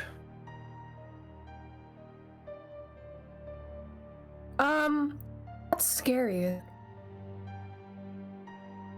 Did he expect us to do? Walk out into the sunlight? For God's sakes. Can't get good help around here. Well, shall we? He doesn't. Wait. He doesn't text us. We are supposed to reach out to him, right? Well, he has been sitting in his car since we got here.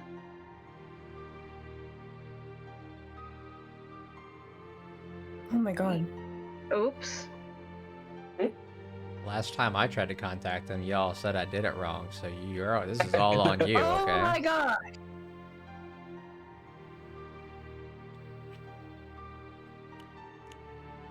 Can I text him back?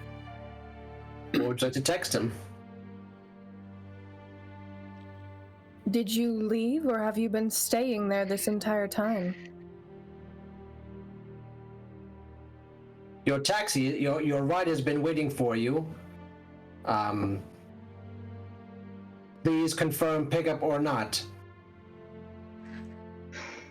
Vance will just text him, "Pick up, please."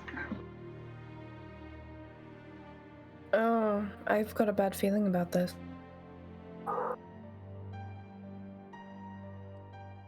Either he's going to be incredibly pissed, It's or fine. He'll be fine. something's not right.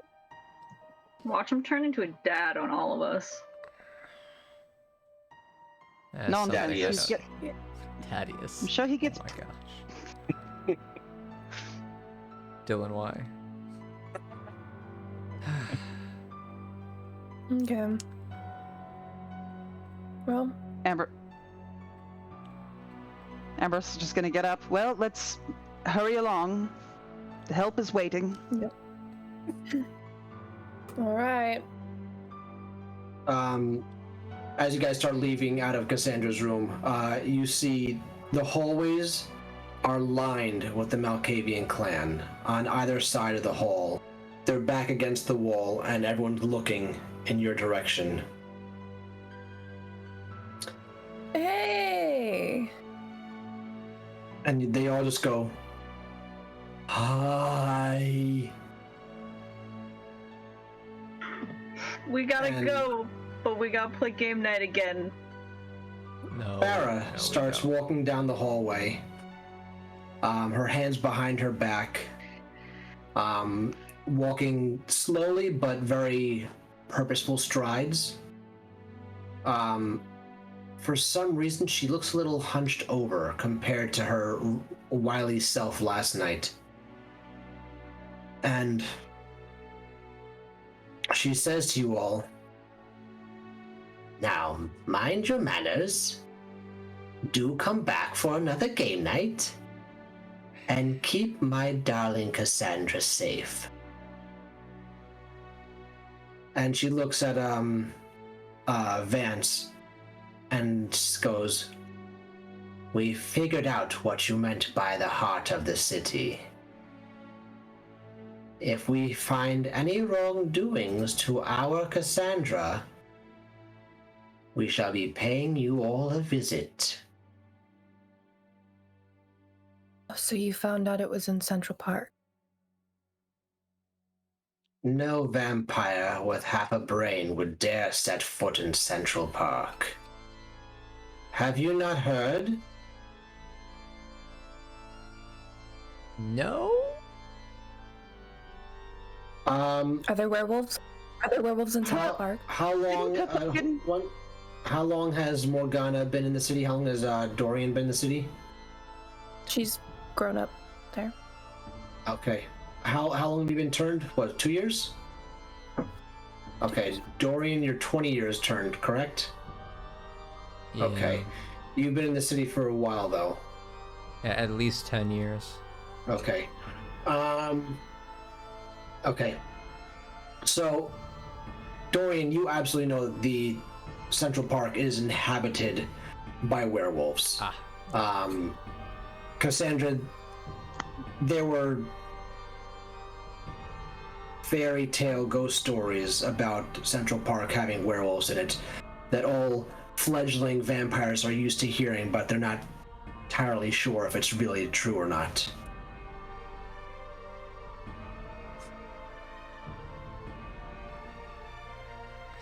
Are there werewolves in Central Park? Who are you saying that to? To Farrah. She looks at you and she kind of scoffs a little and goes, "Would you like to find out?"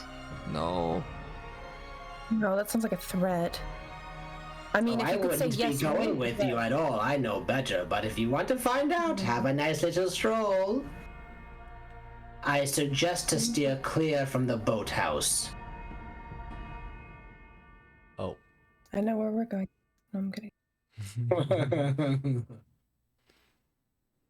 And then she walks past you four over to Cassandra, gives her a big hug, and whispers something into her ear.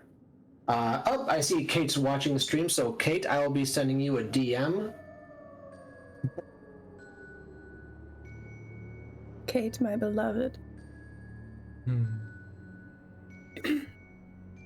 We miss you, Kate. Am I able Seriously. to am I able to catch the last half of it if I turn on my senses?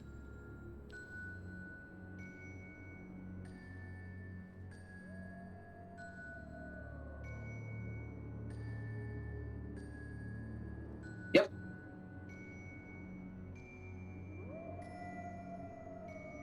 Yes, you would. You'd be able to. Okay.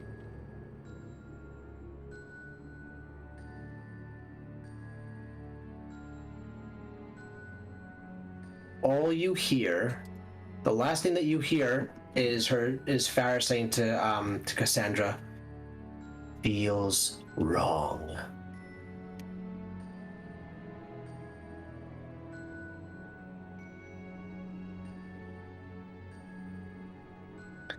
And then Farrah continues to walk down the hallway, and she snaps her fingers, and the rest of the Malkavians turn in the direction she's facing, and they start marching off.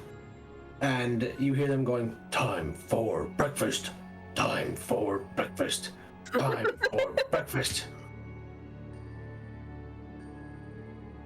And you guys start making your way to the opposite direction, back to the front of the sanctum.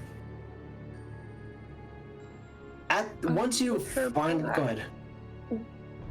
I was gonna say, with her back, is there anything like wrong with Farrah's back that's keeping her like hunched over? Oh, you have no idea. Okay. You have no idea. If there's anything there, okay, cool. She's just hunched over. Yep. Once you guys get to the front of the sanctum, you see that the doors are wide open, and the two guards that were there before, they look at you and they go,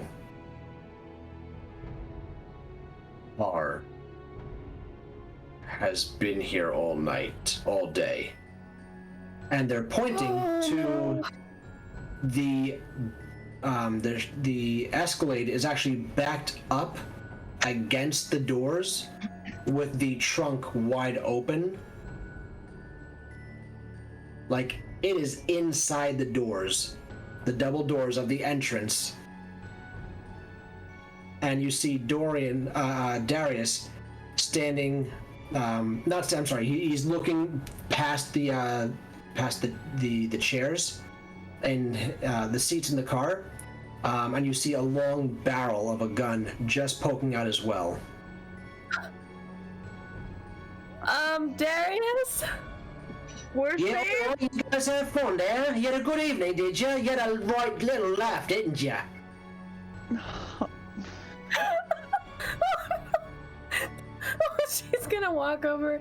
Oh my god! I'm so sorry. I don't give a fuck how sorry you are. Get in the car, we're going home. Just gets in silently like a kid in trouble. Just yes, yes, sir. Yep. Please scream your ear. We deserve it.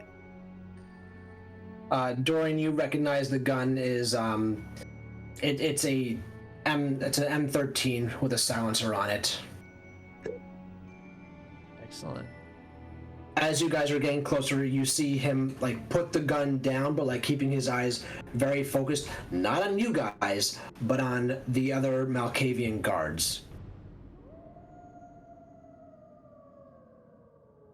Oh, Darius, don't worry. They're quite silly little things. Yeah, they're crazy. Really? Let's go.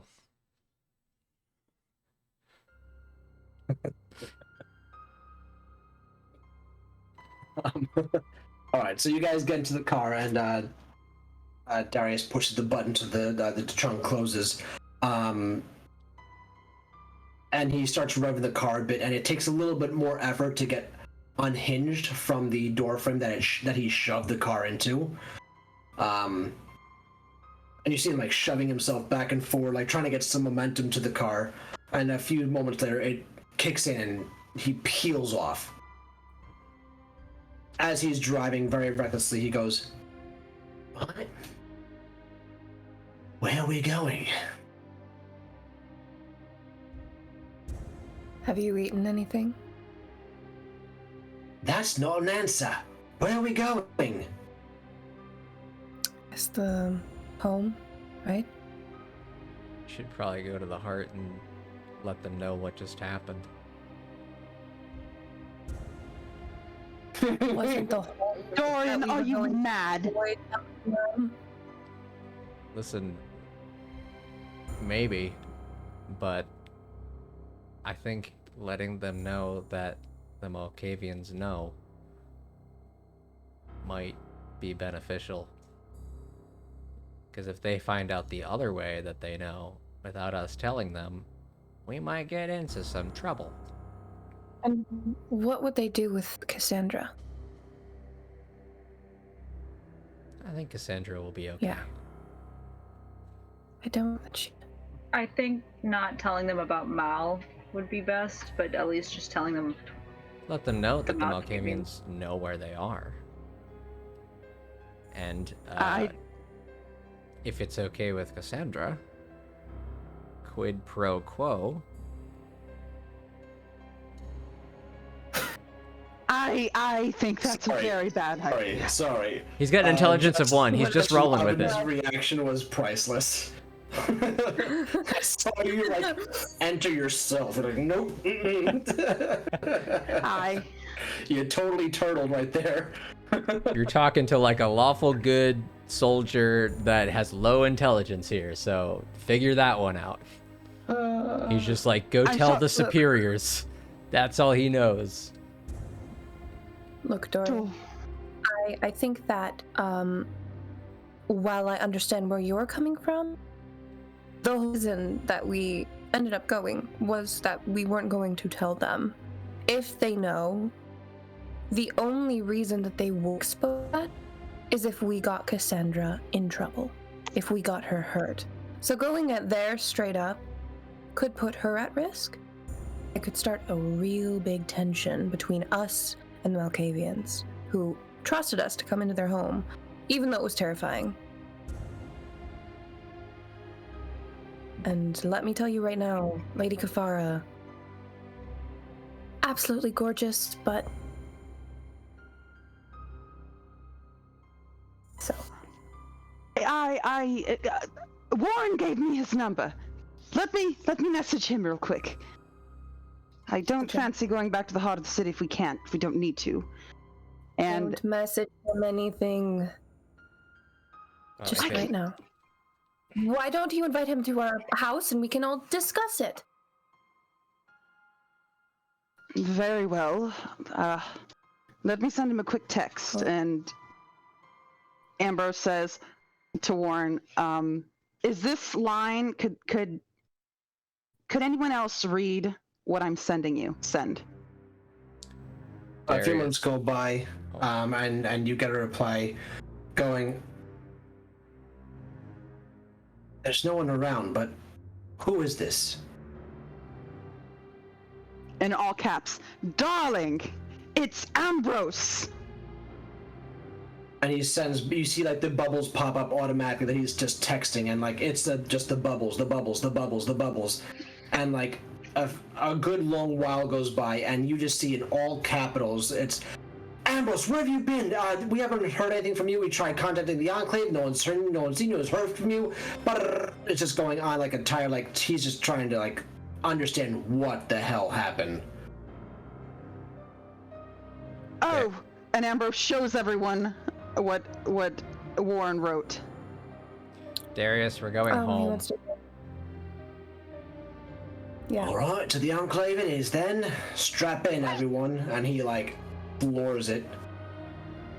Shit! We were only gone for a night, right? Warren did not seem very happy about the situation. He doesn't know. Nobody knows where we went, and they are all inquiring. I'm assuming. See? I mean, we weren't gone that long. There'll be questions. Well, if there are questions, then that'll be our opportunity to be honest. You seem really stressed out. Morgana, the last time I was honest, I think we all saw how well that went. You were a bit honest. Think about what could happen to Cassandra or any of us. This conversation is going on. The car is just like booking it through the city and whatnot. It takes the same amount of time, about a good 40 minutes to get from down in the Bronx where you are to the Enclave on 5th Avenue. Darius parks the car, walks out, opens the doors, doesn't say anything. Once you guys walk out, he slams the doors, gets back in, and he's out. He's gone. If he could drive faster than he was before, he is driving at that reckless speed right now. Dan the doorman sees you guys and goes, "Oh, good evening, everyone. It's a pleasure to see you as always."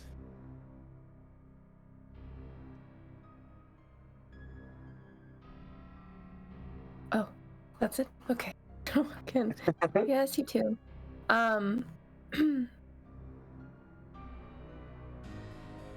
Yeah, I guess go upstairs.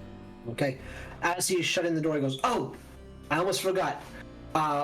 Is there a Dorian?" That's Right. me. A package was sent upstairs for you. And the rest of you have a visitor. And he shuts the door. What they look like? Oh, okay. Ambrose gets on his phone. Maybe Warren? Warren, come to the Enclave. ASAP, SOS. Love, Ambrose.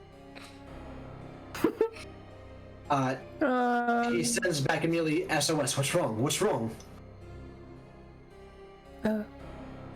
Come to, Morgana, message him, come to Enclave. Don't disregard the other messages. I was, trying to type fast and I may not have spelt everything correctly. Just do it. Okay. We might be dead. No! I'm having... Just kidding. Right. Please hurry. Alright, we go upstairs. As you're in the elevator now, you guys are now in the elevator heading upstairs. You get a text back from Warren going, I'm out of the city. I can't make it. What did he say? She's like, he's outside of the city. He's not here.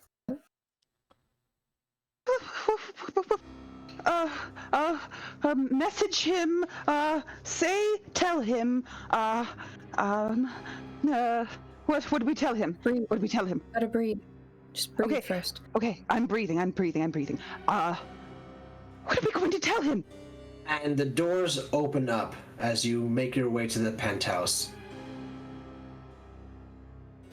It's a little bit less bright inside than you're typically used to. The lights are a bit dimmer, a bit more dim. And Moira is not awaiting you in the entranceway. She's gonna like kind of put the phone in Ambrose's hands. Just let me do the talk if you need. Yes, of course.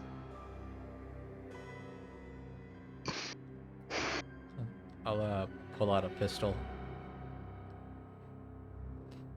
Okay. Vance? He's just silently clutching his knife. Okay. Ambrose?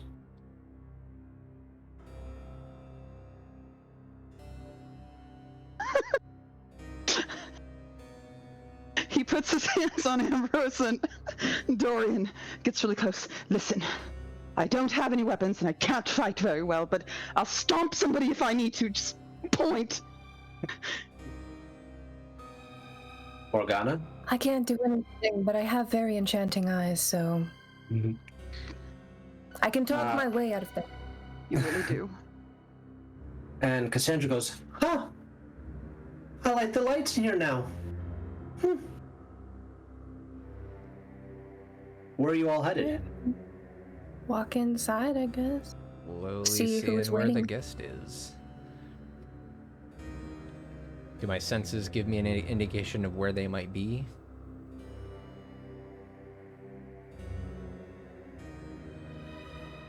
You can smell the air a bit, and it smells a bit acrid. Almost as if something's festering somewhere in the house. Oh God. Do I know the smell? You all do. We all do? You all do. Is it Lord what's his Is it name? Master? Yeah. As you make your way we're through, the entranceway and through the living room. Moira is in the kitchen. Oh, we lost Vance. Let's wait till Vance gets back. Just a moment. His name is Astaroth for a reason. Yummy. All right. So, Moira is in the kitchen, smiling, but extremely pale. And you see her washing a knife. As she looks up And she says, welcome back. I'm very happy to see you all. Dorian, you have a package. Do you care for it now or later? Maybe later. We were told we have a guest. Indeed you do. Your guest is up on the second floor balcony area. If you don't mind, Master Dorian, I'll be placing your package in your room. Okay. If you excuse me, everyone, I have chores to do. She places the knife very carefully back into the knife holder. The cutlery set on the kitchen counter, and strides past you all, looking a little weak on her feet, but she pushes right past you all as you see her walking through the library and into the hallway where your rooms are. Does she smell? You cut out. Does she smell like blood? She doesn't smell like blood, but there's definitely a lingering scent of blood.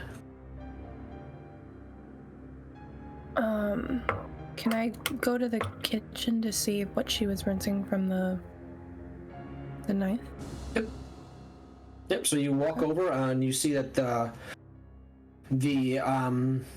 basin of the sink has that copperish look to it.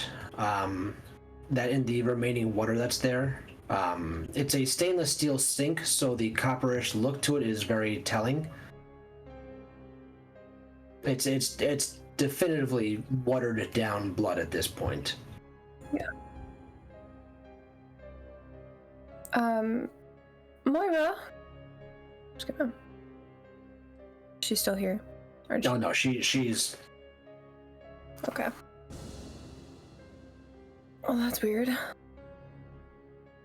Go to the balcony. Okay.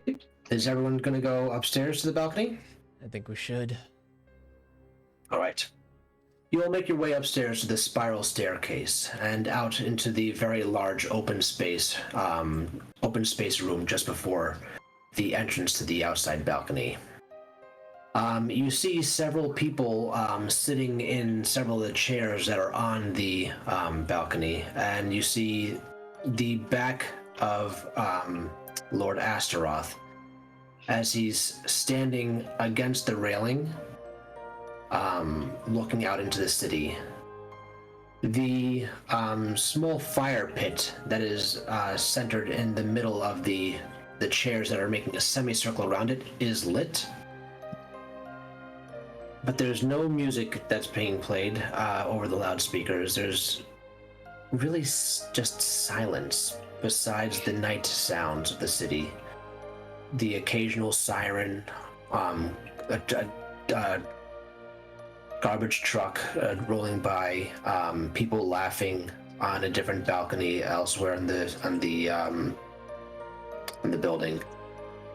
As you open the door and you make your way through, you see Lord Astaroth just raise a hand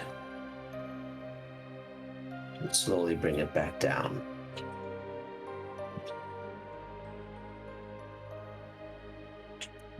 He looks behind his shoulder at you all and goes, "It's been a long evening for you, hasn't it?"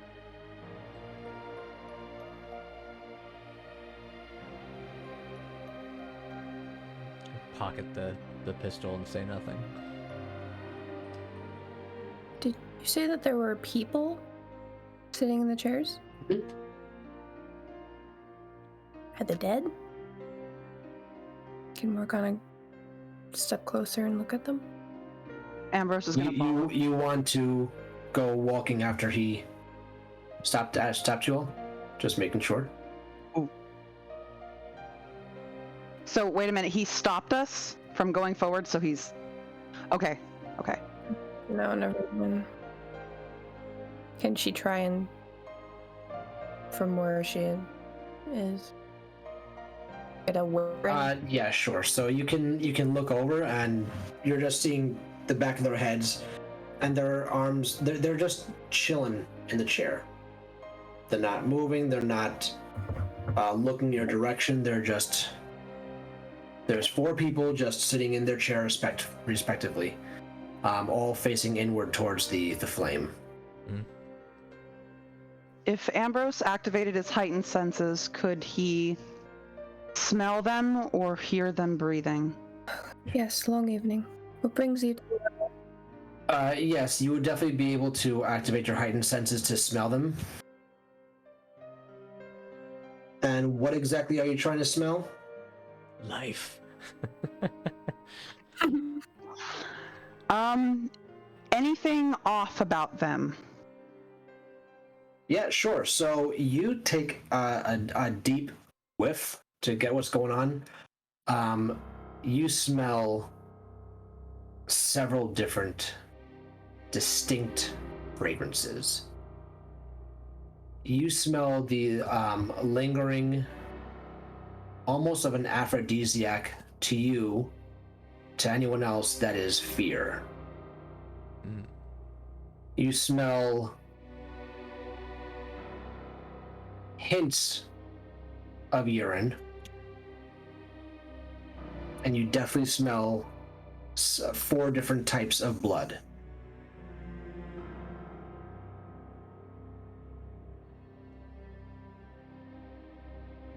Fair enough. And I'm sorry, what was it that you had said, Morgana? Oh, I was gonna have her speak up and be like, what brings you to our humble abode, Lord Astrath? As the proprietor of this clan, this is my humble abode, and I'm allowing you to stay in it. I do not need any reason to come and go. I do as I please, young Morgana Celeste. I simply came by to see how you were all faring. And you had not returned last night, so I awaited. Through a long, quite boring day. And here we are now on the second eve, and you finally arrive. Did you have a good time in the city? Or was there something else that kept you at bay?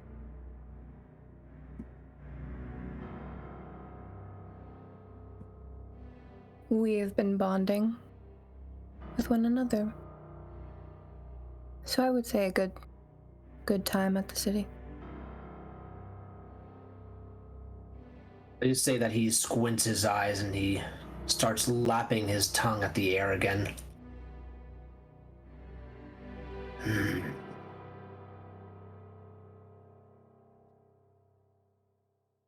It's a taste I have not had in some time.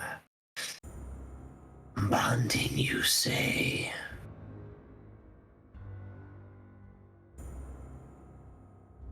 Mm-hmm. And then he turns around and he makes his way closer to you all. And he moves his hands from the back of his back, and very Nosferatu-like, his hands come up and reaching out, and goes over to you, Morgana, first, and moves your hair away from your neck on one side, moves it away from your neck on the other side, takes your arm, turns it over, pulls up your sleeve, and you see him smelling your wrist and your forearm on both arms. Then he goes over to Ambrose and does the same. With one long finger, he drapes your hair off to the side, inspects your neck, goes to the other side and inspects your neck. He turns your hand over and does the same thing, inspects both of your arms. He goes to Dorian, pushes his neck to the side a little bit, and the other way. Checks his arms again. Looks over at Vance. Are you looking? Sorry. You cut out. I was gonna say, have her say, are you looking for bite marks? He glares at you, doesn't answer, and continues with inspecting Vance. Checks your neck. Walks behind you. Checks the back of your arms. Then walks back over to where he was standing on the railing. Did you check Cassandra as well? Oh, sorry. Yes, I'm sorry. Yeah, completely checks Cassandra, just the exact same. However, when he's with Cassandra, you see him lapping at the air one more time. And he goes, And there it is, the match.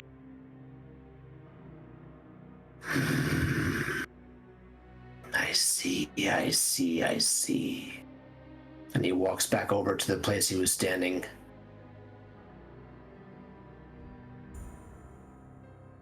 No, I was not looking for bite marks, Cassandra. It needs not. Sorry, Morgan, I don't know why I do this all the time, but I do. It's one of my own flaws.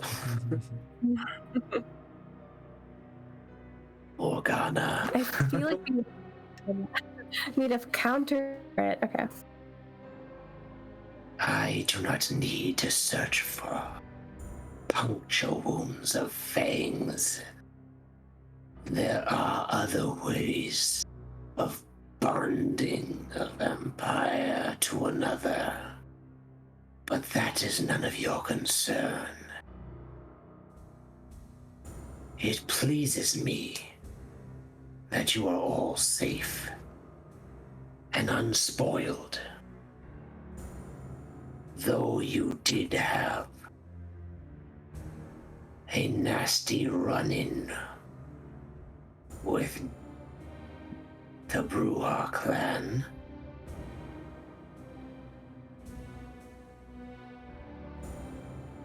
I brought you a gift.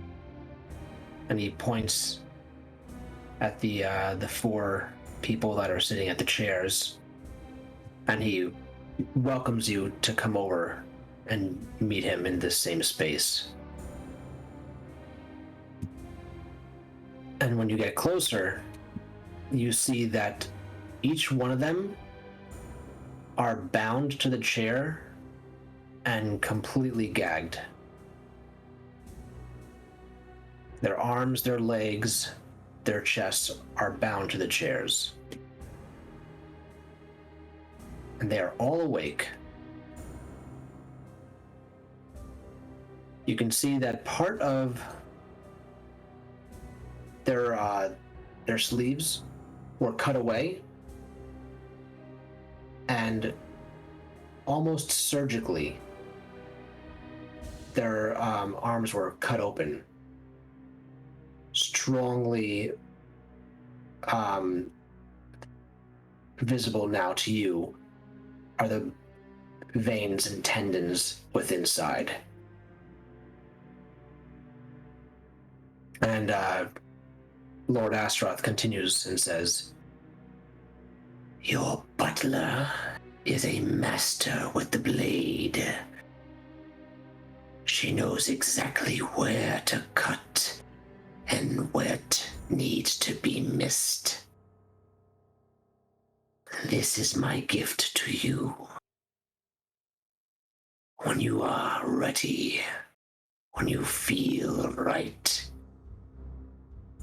I ask your attendance at the heart of the city. I bid you all a fond farewell. and he slowly makes his way back towards the door. of the balcony.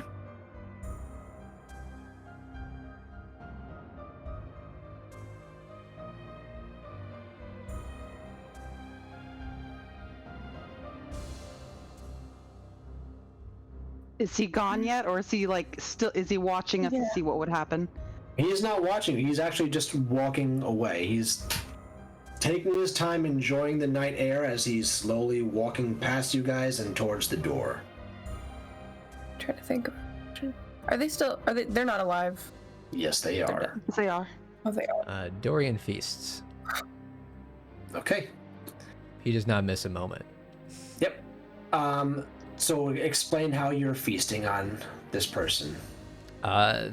Obviously the smell of the blood is intense, but now knowing that that these four were the gifts for the four of them, he will pick the largest one and just start with the neck and just dives in.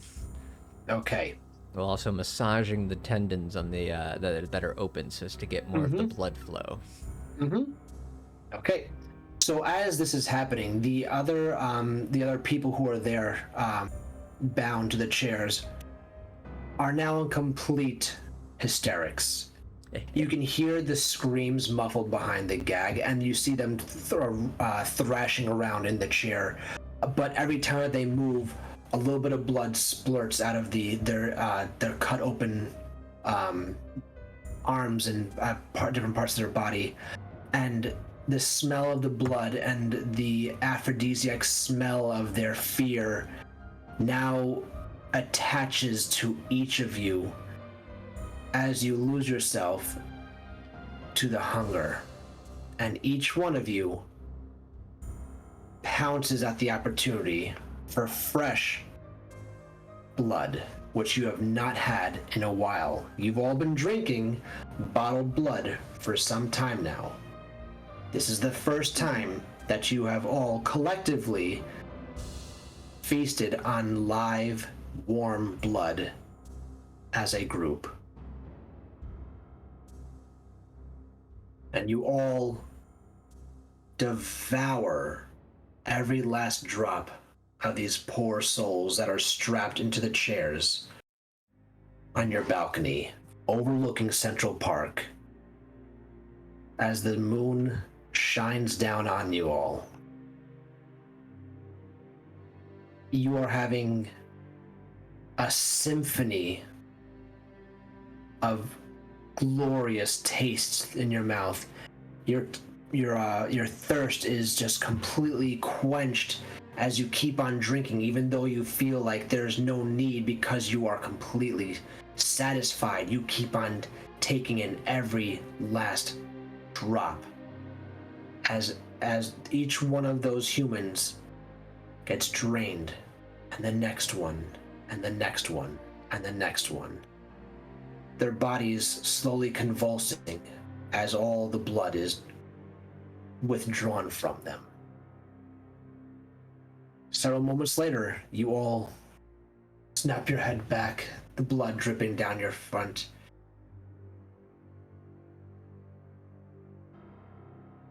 And you remember your first time feeding. You remember that exact moment that you had the first taste of human blood. The emotions that came over you that night. The scene that you left. The wake of your acts of killing someone, innocent or not. Those emotions pass you by. The emotion that holds on to you is how right it felt, and how almost orgasmic this is to you. You remember the hunt. You remember stalking out your first prey. And you remember the first time your fangs sunk into flesh and siphoned all that red liquid into you. A few moments go by and you'll snap out of it.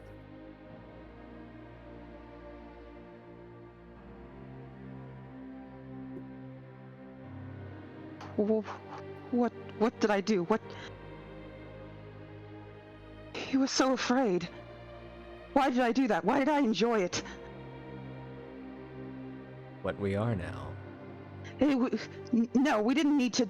We didn't need to frighten them like that. We could have eased them into a sense of security. No, it We wouldn't didn't have have to do tasted that. nearly as delicious if that was the case. Morgana is gonna walk up with her hands still bloody and like cup his face.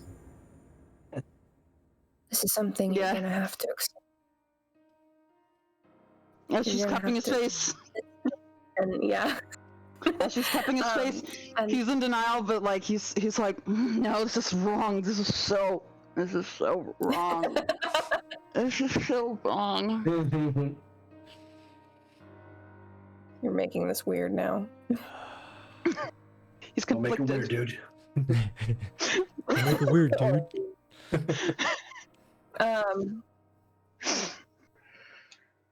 Vance is just going to be like licking his lips and his hands, and his eyes are going to be a golden serpent color, and they're going to be like slitted like serpents as well, as they slowly go back to the normal goldish red.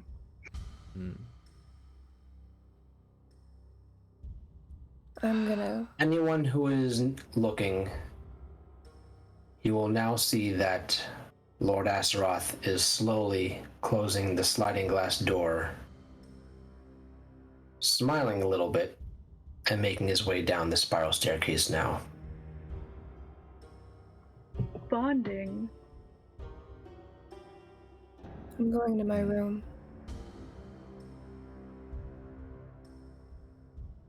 Ambrose is going to go back into the house, just sort of numbly, and he's walking straight to Moira's door. Okay. And he's going to knock. Okay. You knock, but there's no answer. If you open up the door, you'll see that she's not in there.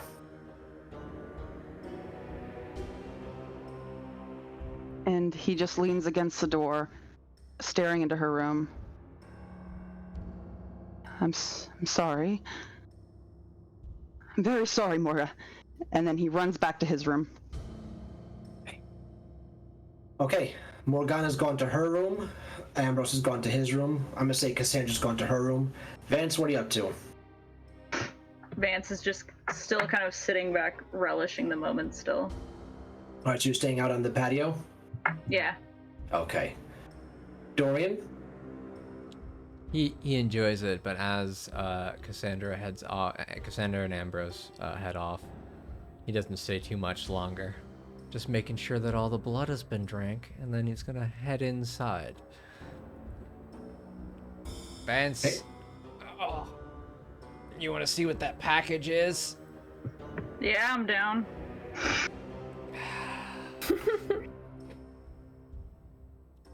Vance will follow him. Vance is about to go and see Dorian's package. Yeah. Nice. Alright.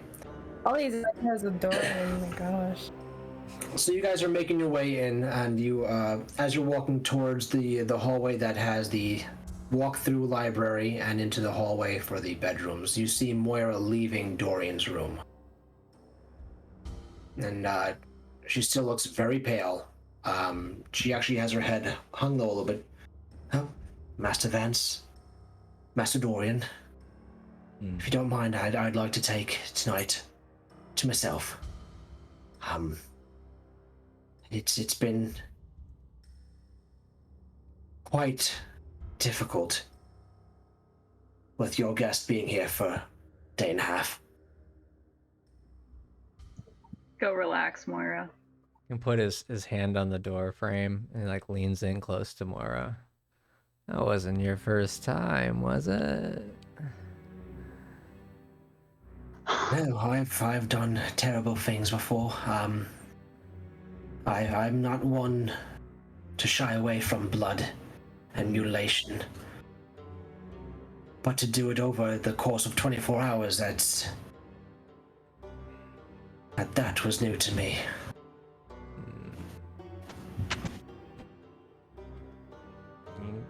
to take care of you. Do what you need to, Moira. Masters. And she walks down right past you and quietly closes her door. If you stand long enough, you can hear the very muffled sounds of her sobbing into a pillow. I'm done. I wish Morgana hadn't left.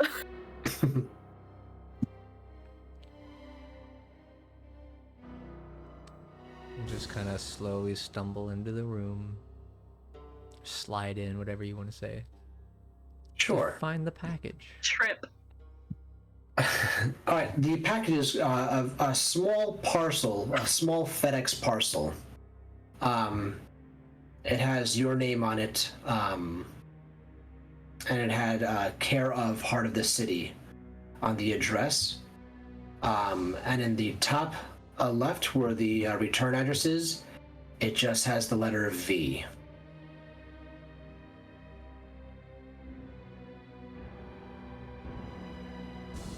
Alright. From the desk, like one of his, I don't know, boot knives or something. Starts to open it up. Vance I'll is toss just it gonna on the flop bed and onto the start bed. to yeah, I'll toss it on the bed and start to open it up from there.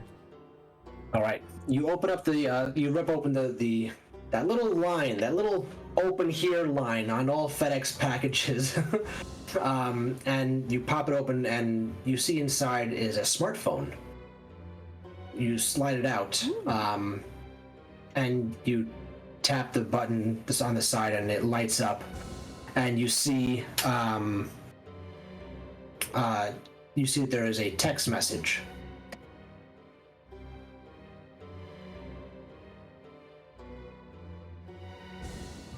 Do you know how to open the text message, Dorian? Yes.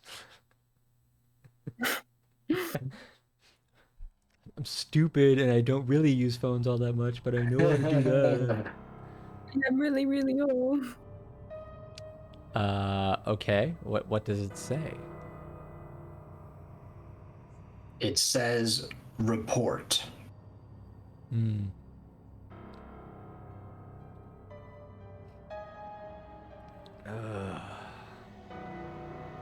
And that, my friends, is where we're going to hold off on tonight's episode. Moira. Fuck! I'm never cut the robot again. I felt That was Damn it. intense. Yeah, a lot of emotions tonight. I think that's just the way we're going to be doing things, it seems up. Let's not wait for Morgana to get back in. Sure. Oh, Come back to us, Morgana. And yeah. I scarred her so much she left.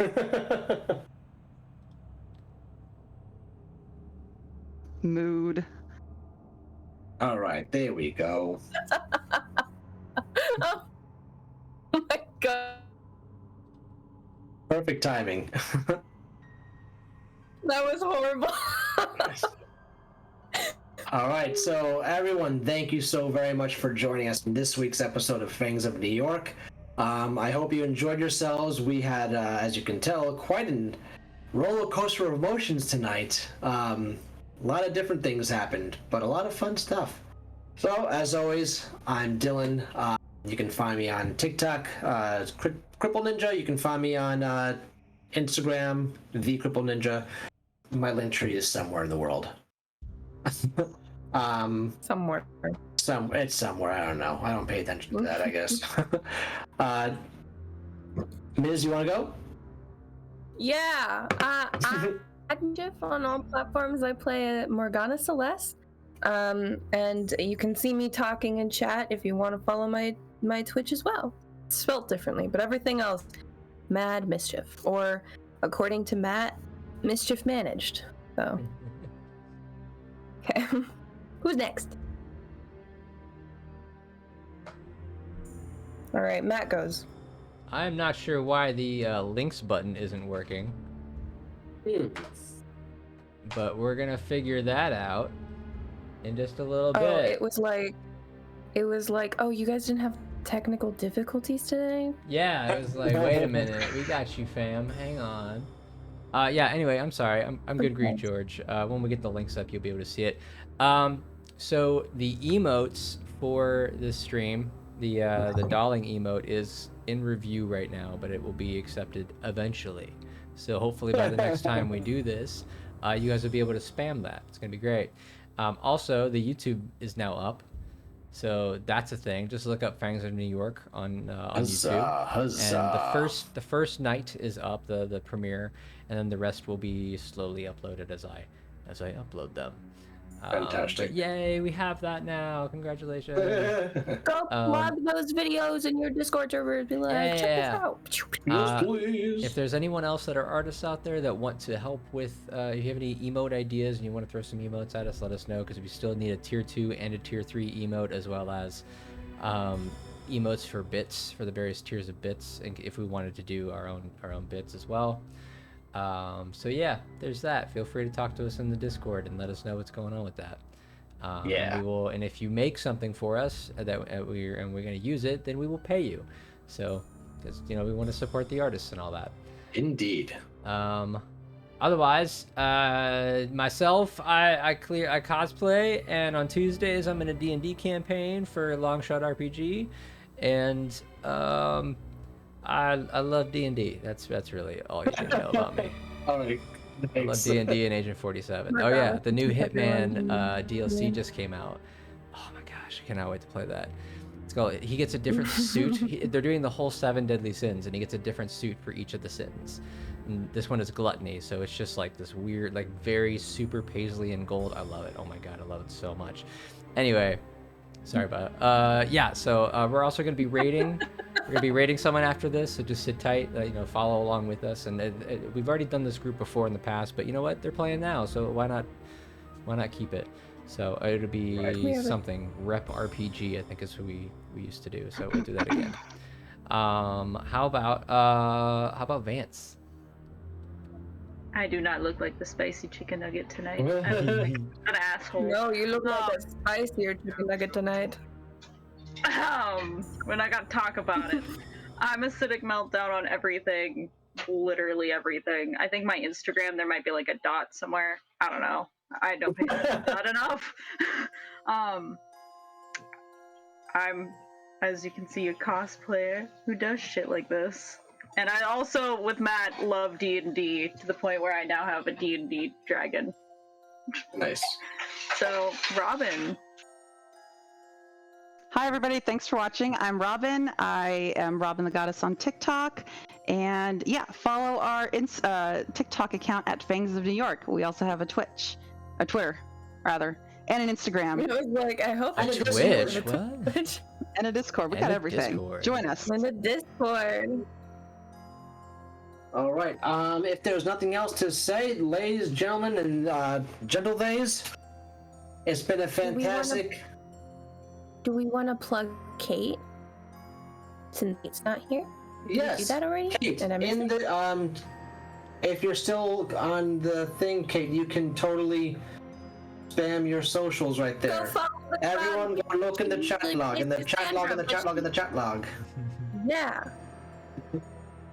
Appreciate. Kate's really cool. Indeed, Pretty indeed. great. And Kate Kate also the was Punch Kate was also running our Instagram today. Oh, we're rating. Okay. Well, I just said the Bye. stream is ending, so everyone to say goodbye. Oh, I hope that they heard me say that I want. They did. They Kate still to can punch hear me in you. the face. Oh. I just changed the screen. This is how we do things. Okay, We're really Very professional here, everyone. Oh, okay, bye. Toodaloo. And we are rated.